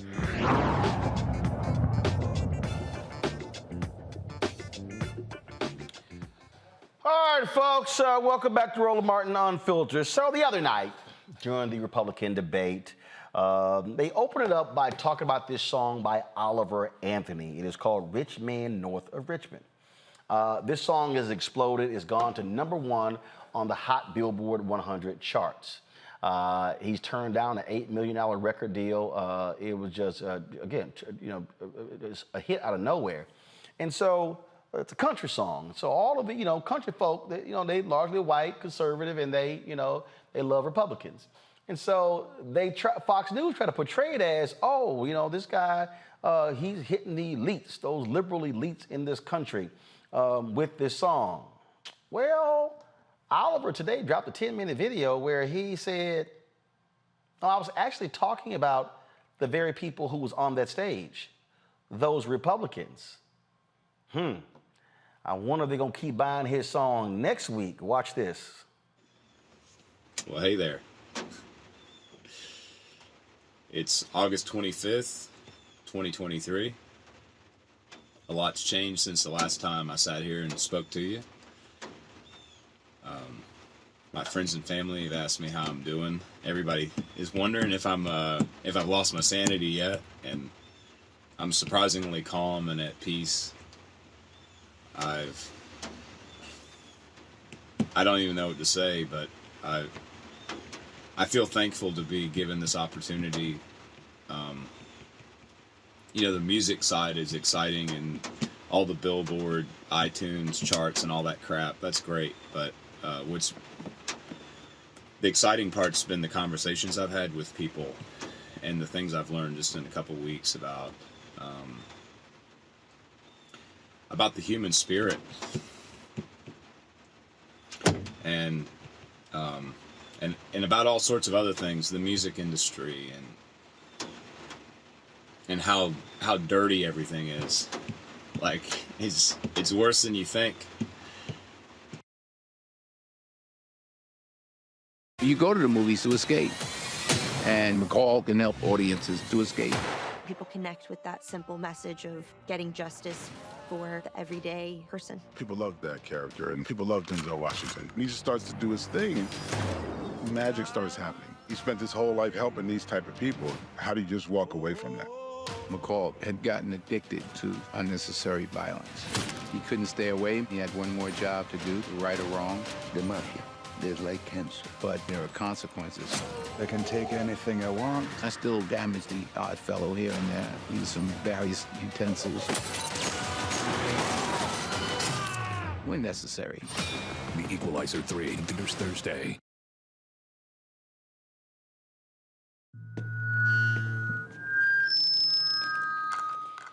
All right, folks, so we're playing, bring it up to me.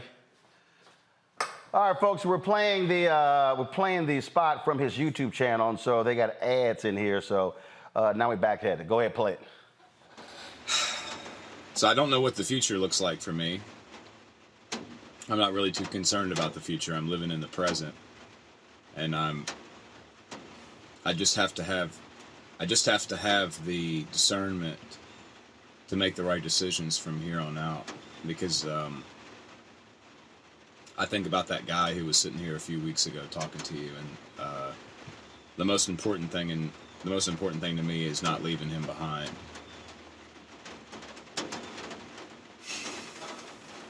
So again, his life has changed in a huge way since this song dropped. And what has really been interesting again is how conservatives, I guess they think he's the new Jason Aldean. And they're going to want to use this to attack President Joe Biden, Vice President Kamala Harris, and liberals. So it reminds me when Marjorie Taylor Greene tried to attack, what the hell song was it? It was I forgot one of the shows, and she was like, well, why don't y'all play Tennessee Whiskey? And then it was kind of like, Stapleton supports Black Lives Matter, Chris Stapleton. Again, they just assume that if you're a country singer, that you're all for them. So listen to this guy right here. I'm disappointed to see, like, it's aggravating seeing people on conservative news try to identify with me like I'm one of them.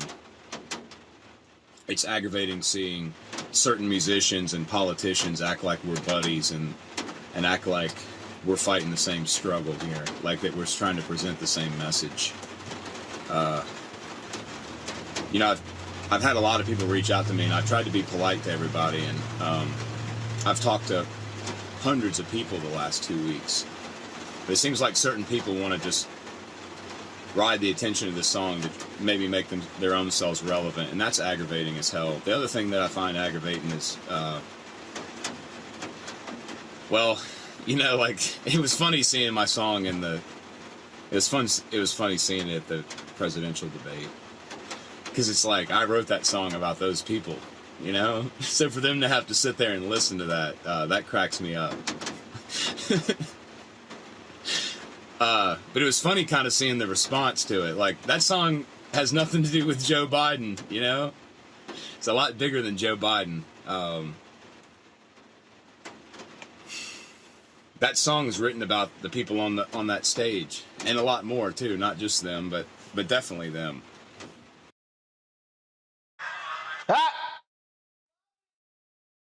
Matt, boy, they're gonna be mad as hell with him. I bet they sitting here trying to go to their phones, delete that shit right now. Let me delete this damn song. Shit, I thought he was one of ours. Yeah. Yeah, they're gonna be bad because, you know, look, they try to paint country singers, white people as monolithic, the same way they try to paint us as monolithic. But in that instance, it's especially insidious because they're trying to use it to make their political point and don't even know that he wrote it about them. And not about Joe Biden, but about them and about people like that. I don't know the song. I can't really attest to the lyrics, but I think it's important that he came out and said that. I especially think that's important. I think that shows his character rather than, you know, soaking it up and taking the opportunity to just move forward. He thought it was important to say, no, that's not what I wrote it for. And I think it's aggravating that they're leveraging it the way that they are. But this is kind of harkening back to what we talked about with Trump earlier and the appearance of things. And that's what you see, especially with conservatives these days. It's all about the appearance. It's all about how it appears and the appearance of strength and the appearance of unity, the appearance of patriotism or whatever else, even if that isn't the truth. And this is a good example of that exact principle. Man, they're going to be so mad at him. Kelly? Oh, they're going to be mad at him. They're going to be like, you damn traitor. Now you're one of them Black Lives Matter damn activists. You know, he's woke now. That's going to be the new headline. But wait till they find out that Black people invented country music. Then they'll just, you know, roll over in their graves once they die. What? What? That's, how dare you? Hey. But no, it's interesting to me how, again, to Matt's point, how people have treated country music like it is a monolith, and it is the furthest thing from it. I mean, country music to me, as somebody who grew up in music and has musicians in her family and has been a musician herself, like, there has been a huge array of country music from white people, from Black people, even some Asian people, Hispanic people. I mean, Ray Charles, my God, you know, and that's just one example that I can think of off the top of my head. So for him to have to defend himself against this is very interesting to me, because this isn't the first time that this has happened. You mentioned Chris Stapleton. I mean, I remember growing up, the Dixie Chicks. There are now Black country music artists right now who are, you know, on the rise. Mickey Guyton, incredible, you know, so they need to stop trying to, frankly, pinhole country music, pinhole any type of music as if it's the national anthem for racism. It is not. It never has been, never will be, and they just need to get over it. I just love that he said they had to stand there, Michael, and listen to my song, and I was talking about them. Yeah, Roland, and you know, I read the article NBC News just released dealing with Oliver Anthony's statements, and they described the song as a folksy lament topping a lament topping the charts about the frustration of a working class person who toils for low wages and sees his meager earnings eaten up by taxes. Well, last time I checked, African-American women make 63 cents to 67 cents on the dollar that every white male makes. And it takes the average African-American woman 20 months to make the same amount that it takes the average white male to make 12 months. We know that African-American men are underpaid as well. We know there's an 8-to-1 racial wealth gap as well. Okay, it's not because white people worked 8 times harder or 8 times smarter. So this is going to once again come back and haunt them. But this shows how Republicans automatically think, and we can say some Democrats as well, we talked about that here, automatically think working class means white people or white males. It does not. The working class is not specific to any race. You have Latinos, Asian Americans who are working class as well. So this is going to come back to bite them in the behind and kick them in the behind, which it should. And that's what they do. All right, y'all. We come back. We're going to talk March on Washington, 60th anniversary, March on Washington for Jobs and Freedom. Speaking about low wages, speaking about the poor. That conversation next. You're watching Roland Martin Unfiltered on the Black Star Network.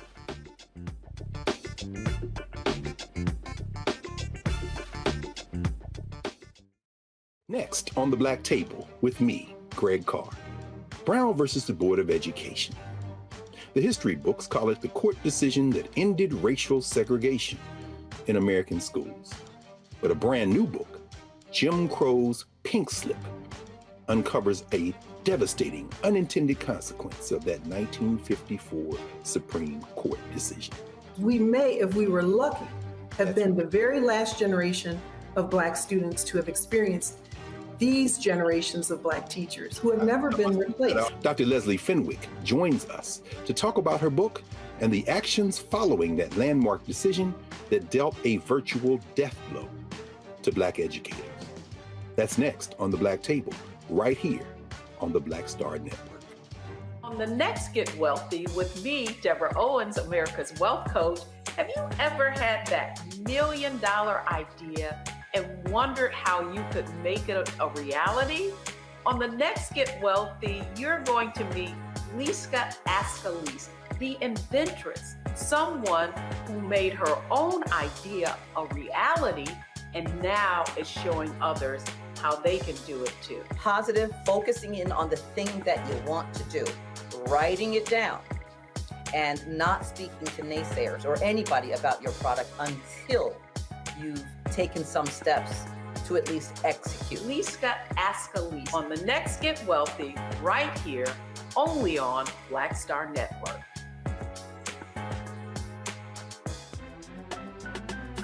I'm Faraji Muhammad, live from LA.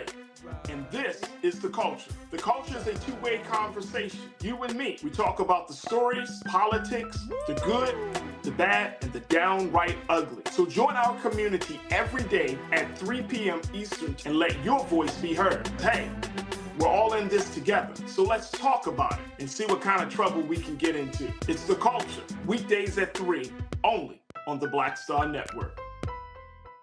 Farquhar, executive producer, Proud Family. You're watching Roland Martin Unfiltered.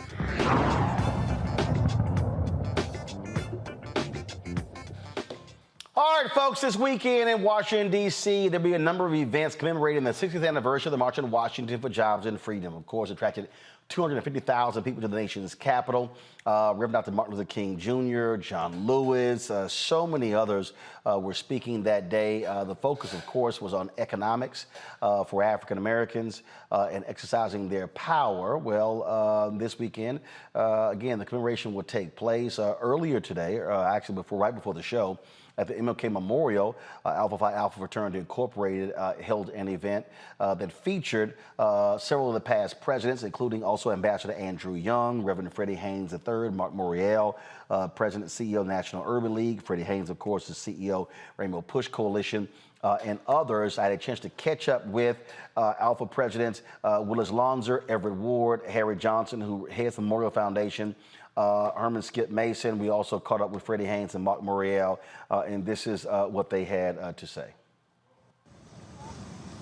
All right, Harry, talk about today's program. So proud to be here with the president of Alpha Phi Alpha and the brothers of Alpha Phi Alpha as they talk about the purpose and significance of the 60th anniversary of the March on Washington and Alpha Phi Alpha's role and Dr. King's role in the same. Brother President? It is a pleasure to be here today. We look on 60 years as a breath of fresh air to renew our commitment to Brother King's vision and more importantly, to the presence in the country as we try to lift everyone up as we remarkably look back on 60 years of this march. What a significant event. This is an important day to commemorate the legacy of Dr. King and so many others who came to this nation and said that we must seek equal rights and justice for all. But even today is a reminder that that battle and that struggle is not over, and that as we memorialize this 60th anniversary, it is our responsibility to continue to fight for justice, continue to fight for equal opportunities, and never turn back the clock of injustice as it is being proposed today. This gathering is important, that we assemble here 60 years later to observe the 60th anniversary. I had the pleasure of being on the plane with Ambassador Andrew Young, who's the last man standing, and he recounted the pressure and the threats that they had even with the gathering of this memorial. So I'm honored to be here with our General President and past General Presidents, the CEO of the Memorial Foundation, and honored to have been the General President when we dedicated the Martin Luther King Jr. Memorial. We still have a lot of work to do.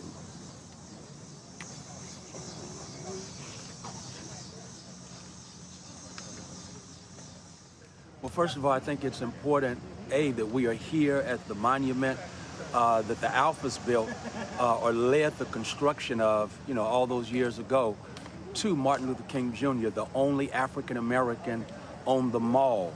And, as many of us agree, the most important, the greatest citizen of this country who truly fought to make America, America. I'm here because I believe that, number one, there is an all-out war on democracy at the hands of neo-fascism. 60 years ago, fascism was in vogue, and our ancestors marched dreaming about democracy, authentic democracy, against the nightmare of fascism.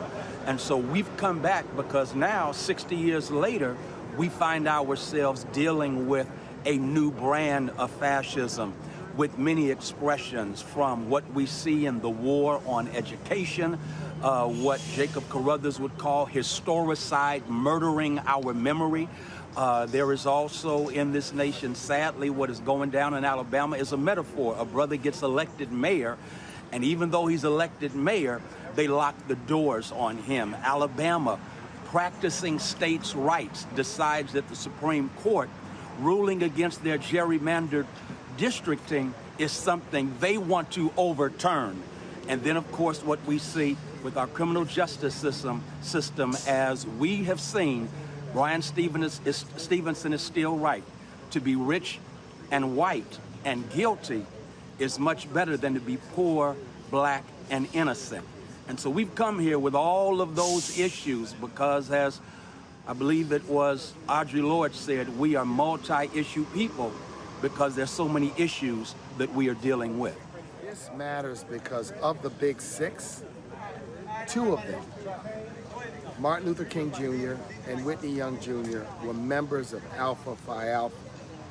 And this counts because Alpha's contribution to civil rights, Thurgood Marshall, and I could name many, is considerable and significant. So we're honoring the big six, the 60th anniversary of the March on Washington, a recommitment to the future, but we're especially lifting up Whitney Young and Martin Luther King, who were members of Alpha and who brought Alpha leadership, Alpha intelligence, Alpha insistence on justice to that conversation 60 years ago.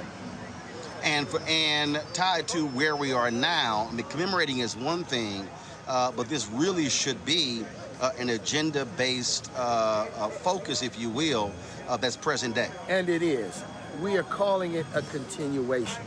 So, Roland, you know as well as anyone, and you've reported on this and you've covered this, that the attacks on our progress, voting rights, our history, diversity, equity, and inclusion, access to college, the continuing racial wealth gap and the racial income gap are big challenges, and now our progress is under assault. So this is a time for a continuation and a call to action. And that call to action, for me, is three things. One, we must defend and fix American democracy. Number two, we must demand diversity, equity, and inclusion in all aspects of American life, from campuses to colleges to boardrooms. And thirdly, we must defeat poverty. Too many of our folks, too many Americans, too many black Americans, too many Americans of all races, but especially black Americans, live in poverty every day. Too many children. We must defeat poverty. That call to action animates the energy around the continuation of this commitment connected with this march. Thing that I think is important here, Michael, and that is I got no problem with commemorating events, but I believe that there has to be other things around it. So, for instance, every year people gather in Selma to commemorate Bloody Sunday, yet people come there. Actually, they don't even spend money in Selma. Most of them stay in Montgomery. And, you know, I've said that if you go back next year, there should be a call, there should be an economic summit there. Because economically, Selma looks like it did when Bloody Sunday took place.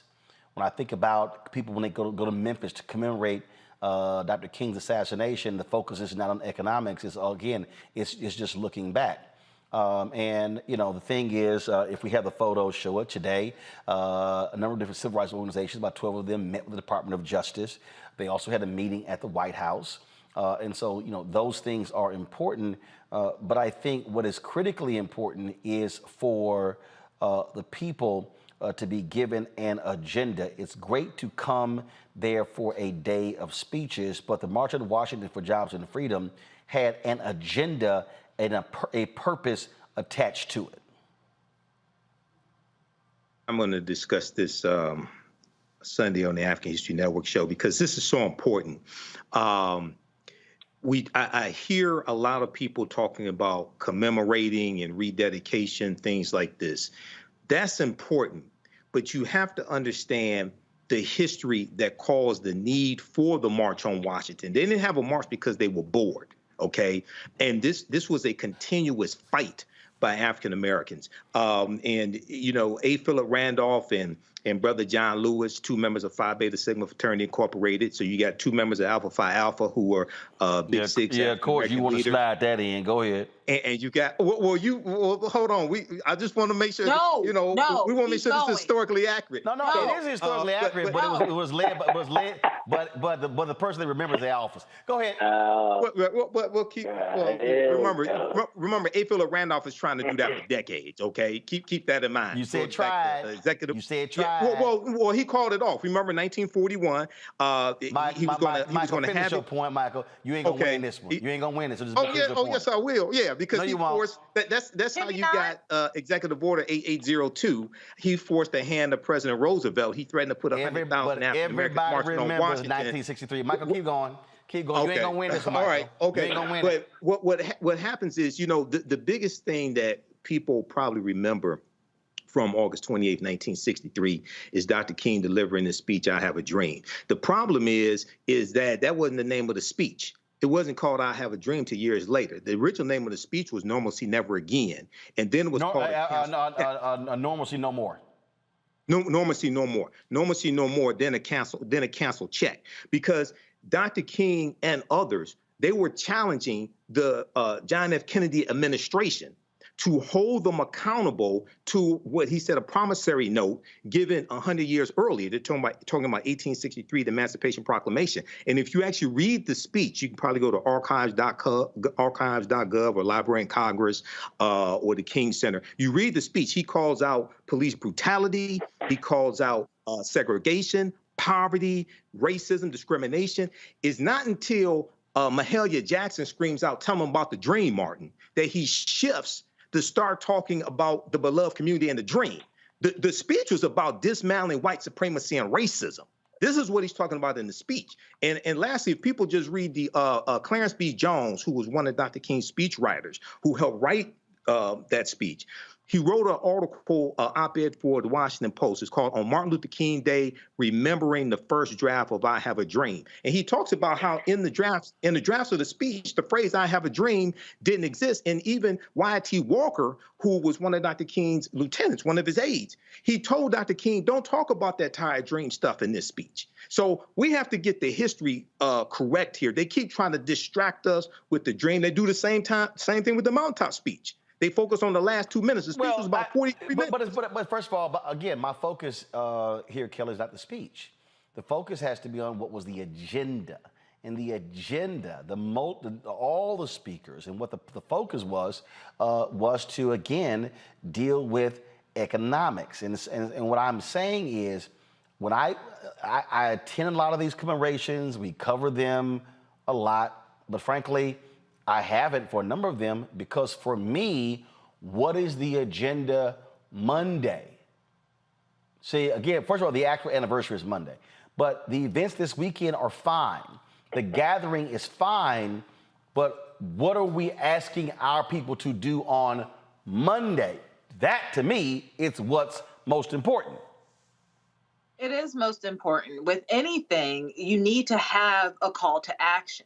And the call to action every year when it comes to the March on Washington, in my opinion, and I don't mean to belittle it whatsoever, but in the grand scheme of things, outside of the day itself, it just feels like the call to action is to come back next year. And that's just insufficient. Like you said, there needs to be an agenda, but not only what the original agenda was. Like you said, the initial title or name of the march was for freedom and jobs, or for jobs and for freedom. And especially in the Black community, which is what the focus of this march was at the time, we need to expand that within those two titles. We need to expand that to include the LGBT community. We need to expand that to truly include Black women. We need to expand that to include all Black people, because at this juncture in time, all of it matters.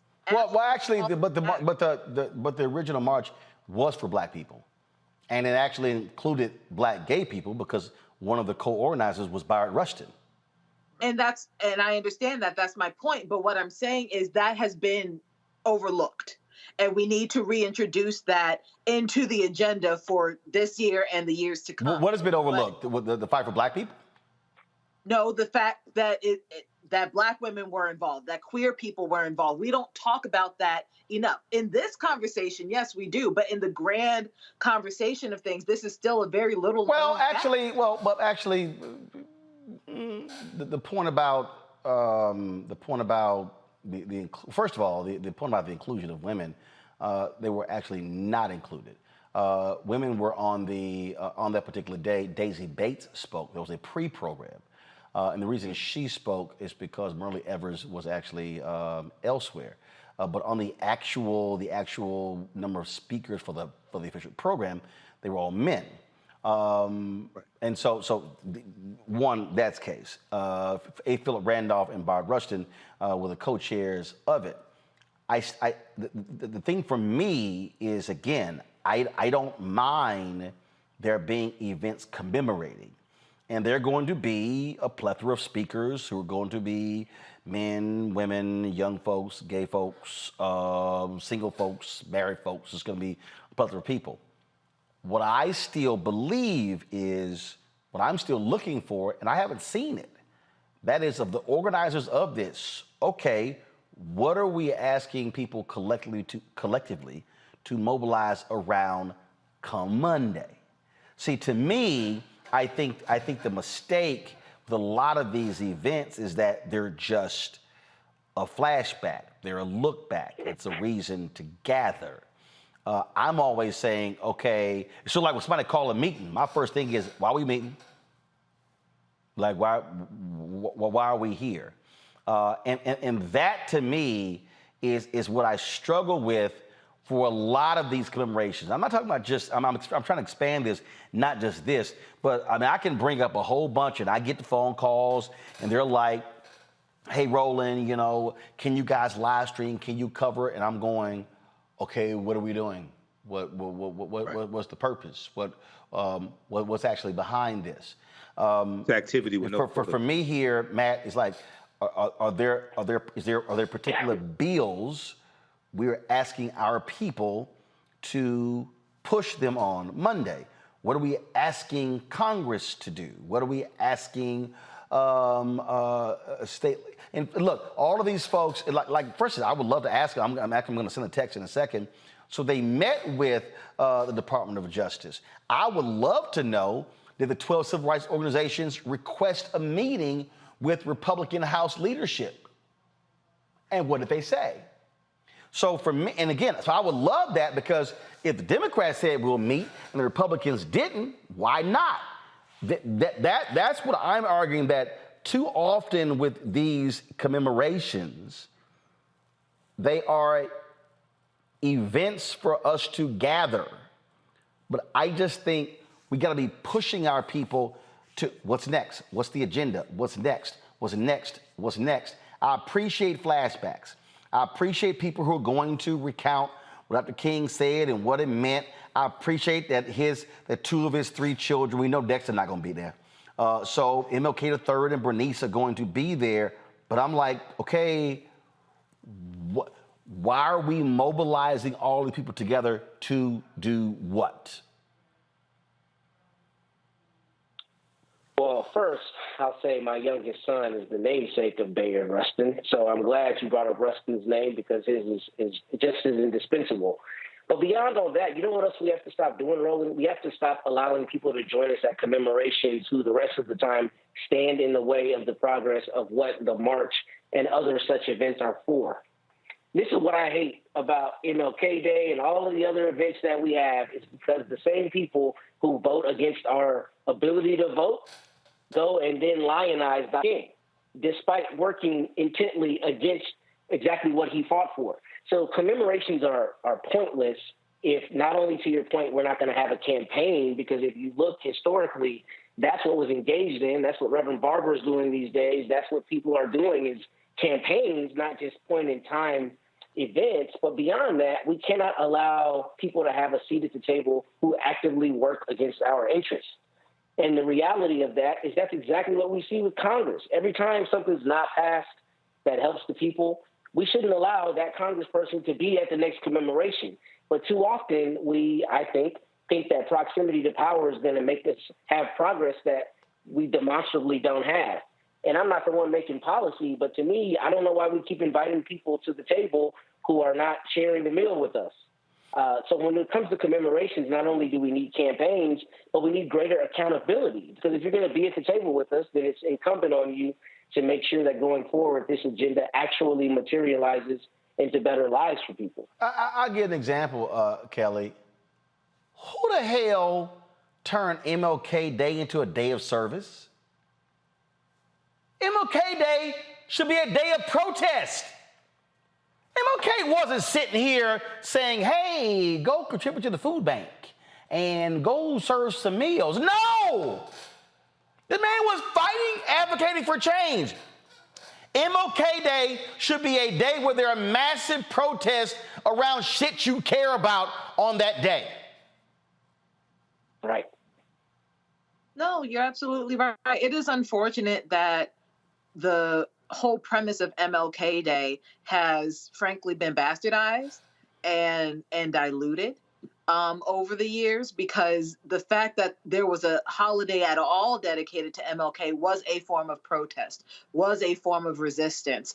And because it needed to be palatable in order to be accepted, we have diluted the gravamen of what this holiday means and what even March on Washington means.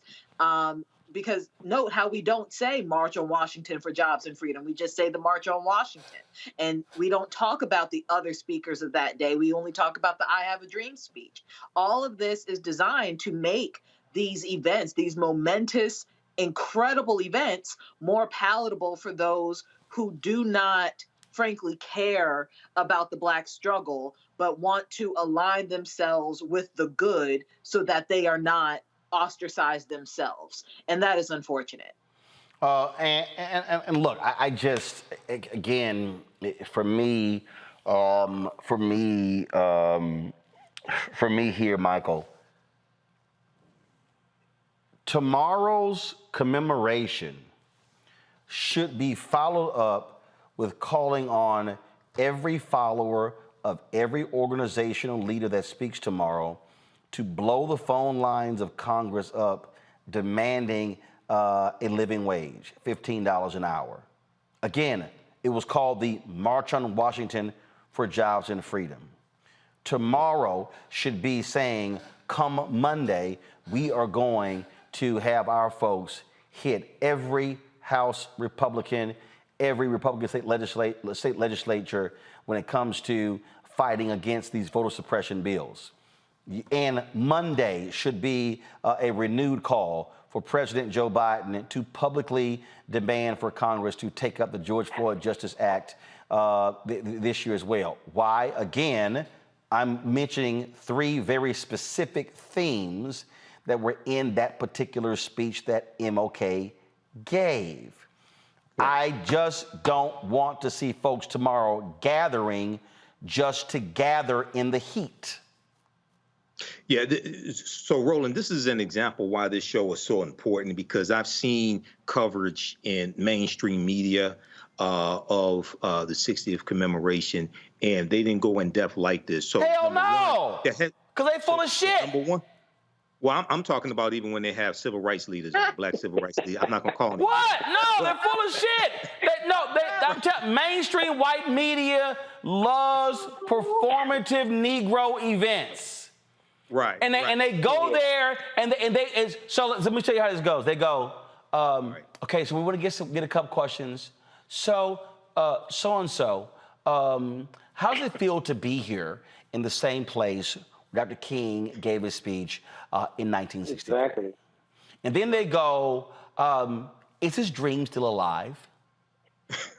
And then like you and then if you go, have you read the speech? Right. Well, no, I'm just asking questions. I just want to get, about 30 seconds. If you could just sort of speak about, then it's like, were you there? Like, no, I was born in 1968. It was like, the speech was in 1963. I mean, that's literally what they do. And so it is not designed for any nuance, and they damn sure don't bring it present day. Exactly. Really? So, a few things here. Number one, yes, there has to be marching orders. The conditions have to be connected to the policies and the bills and what you're demanding of the people. Yes, an agenda has to be presented that is tied to also what they were demanding in 1963 as well. Okay, but something that's extremely important is the history surrounding 1963 and why they had to have that march, okay, has to be dealt with as well. And the real history of Dr. King, has to be taught on Dr. King Day and when we have these commemorations. So part of Dr. King Day should be protest for policies that you want. But the other part of Dr. King Day should be studying Dr. King, because I'm telling you, most Americans, regardless of race, don't understand how revolutionary Dr. King was, haven't read any of his 5 books. And Roland, you did an excellent job when you had Professor Charles E. Cobb Jr. on your show, News One Now with Roland Martin, where he talked about his book, This Nonviolent Stuff to Get You Killed, How Guns Made the Civil Rights Movement Possible. Because Dr. King owned guns until Bayard Rustin convinced him to get rid of his guns, okay? So when we start understanding the armed resistance that was involved in the modern day civil rights movement, as you talked about, and then you interviewed Professor Charles E. Cobb Jr. for 2 hours on your nationally syndicated radio show as well, after you had him on your show, on your TV show. When we start digging into this history, we understand how much we have been lied to about these people and about this movement, and then we'll start seeing some real results coming from it. Final comment, Michael. Excuse me, Matt. I just think that we can't keep inviting people who are working against our interests to come to these commemorations so they can get an attaboy from the media and people who watch it. All right, folks, that is it for us. So let me just say this here. I will not be at the event tomorrow. I'm actually going to I'm not. Not going to happen. And again, to the folks who are going to be there, not a problem. Enjoy the event. I'm sure it'll be on C-SPAN. I'm sure people will be covering it. And it's just to understand one of the reasons why, because for me, what I often say, and I say this all the time, the biggest thing for me is I want to know, what are we doing Monday? A lot of times when people invite me to cover these events, I'll tell them, hey, I'm skipping that event, but invite me to the 6-month follow-up meeting. And that to me is what's most important. What is going to be the follow-up meeting? And so I already planned, this week, Dave Chappelle has been in, he's been in New York City. He's had 4 shows at Madison Square Garden, Tuesday, Wednesday. His birthday was Thursday. He has a show tonight. And he has another show tomorrow. So I'll be at the Chappelle show tomorrow night celebrating with Dave. And you know what? So I was going to sit and go there late. Then I was following Spike Lee on social media. And so I'm going to be giving y'all coverage of another really important event tomorrow happening in Fort Greene Park. So I'll be in New York. Go to my pull up on my iPad. I'll be there. Spike does this annual event every single year. It's called the Brooklyn MJ Prince Party. So I'm going to be there. Drop the little third. Yeah, I'm going to be there, y'all. So he's going to be live streaming this event on YouTube from 12 to 7. And so what the hell, I'm going to pop in and check him out. And then, of course, I head. So Sunday, Invest Fest is happening in Atlanta. Isaac Hayes III. Of fan base is speaking. Robert Smith, who is, of course, richest African-American in the country, Alpha, is speaking as well, Michael, just in case you need that little detail. And so I'm going to pop through Invest Fest, and then Chris Tucker has his golf tournament on Monday. Savoy has theirs on Tuesday, and so I'll be broadcasting from Atlanta those 2 days. And so y'all look at our social media. I'll have some wonderful content for us to be able to show on the show on Monday and Tuesday as well. Thank you to Matt. I'm sorry. I'm trying. Yes, to Kelly Mango Mussolini, and to Michael, always trying to plug Sigmas as well. Thanks a bunch as well. All right, folks, that's it. I appreciate all of y'all watching the show. Don't forget to support us in what we do. Join our Bring the Funk fan club. Your dollars are critically important for what we do, folks, to keep us in business. Trust me, it is not easy. The battles I have with these folks, these advertising agencies who keep screwing us. Early next month, I'm going to give you the 3-month, we'll give you the update report on our meetings with various ad agencies, Publicis, OMD, Group M, as well as individual clients. I told y'all I'm going to be doing that because it's all about, again, letting people know exactly where we stand, who supports Black-owned media, and who does lip service. Let me shout out Michael Gordon, Violet Hadon, Frank Williams, Nina Carter, Sean Nash, Gail Wiley, Donald Rush, Sherry, Michelle Carton Gales, Jeanette Hawes, Ruffin Terry, Nate Roy, Saron Lawrence, Robert Jones, Albert Daniels Jr., Shafar Flowers, Albert Gray, Robert Brown, Siobhan Loney, Charlie Stokes, Stacy Robinson, Tamar McBride, Terry and Ray, Kim Yada Ratliff, Kay Perry, John Perrin, Carolyn Jones, Notique, Michael Gordon, Verdell Lee, Deborah Tatum, Janaea Stanley, Kiana, and Marsha Porter, all members of our Bring the Funk fan club. They gave money via Cash App, and I thank all of y'all for doing so. Check your money orders. Go to P.O. Box 57196, Washington, D.C., 20037-0196. Cash App, $RM Unfiltered. PayPal, R. Martin Unfiltered. Venmo is RM Unfiltered. Zelle, Roland at RolandSMartin.com, Roland at RolandMartinUnfiltered.com. And of course, be sure to get a copy of my book, White Fear, How the Browning of America is Making White Folks Lose Their Minds, available at bookstores nationwide. And of course, Amazon, Barnes & Noble, IndieBound Bookshop, Ben Bella Books, Chapters, Books A Million, Target. Download the audio version on Audible. And so please, and remember, all proceeds of the book go right back to the show as well. That's it. We always end the show on Friday showing you all of our fan club members for the donations. Thank all of you for the work that you do. You make this show possible, and I appreciate every single dollar. Next week, I'll also give you an update on the Roro Mobile. I have not forgotten. It's been 13 months since it was totaled, and so I'm going to give y'all an update next week. All right, folks, y'all have a great weekend. Holla!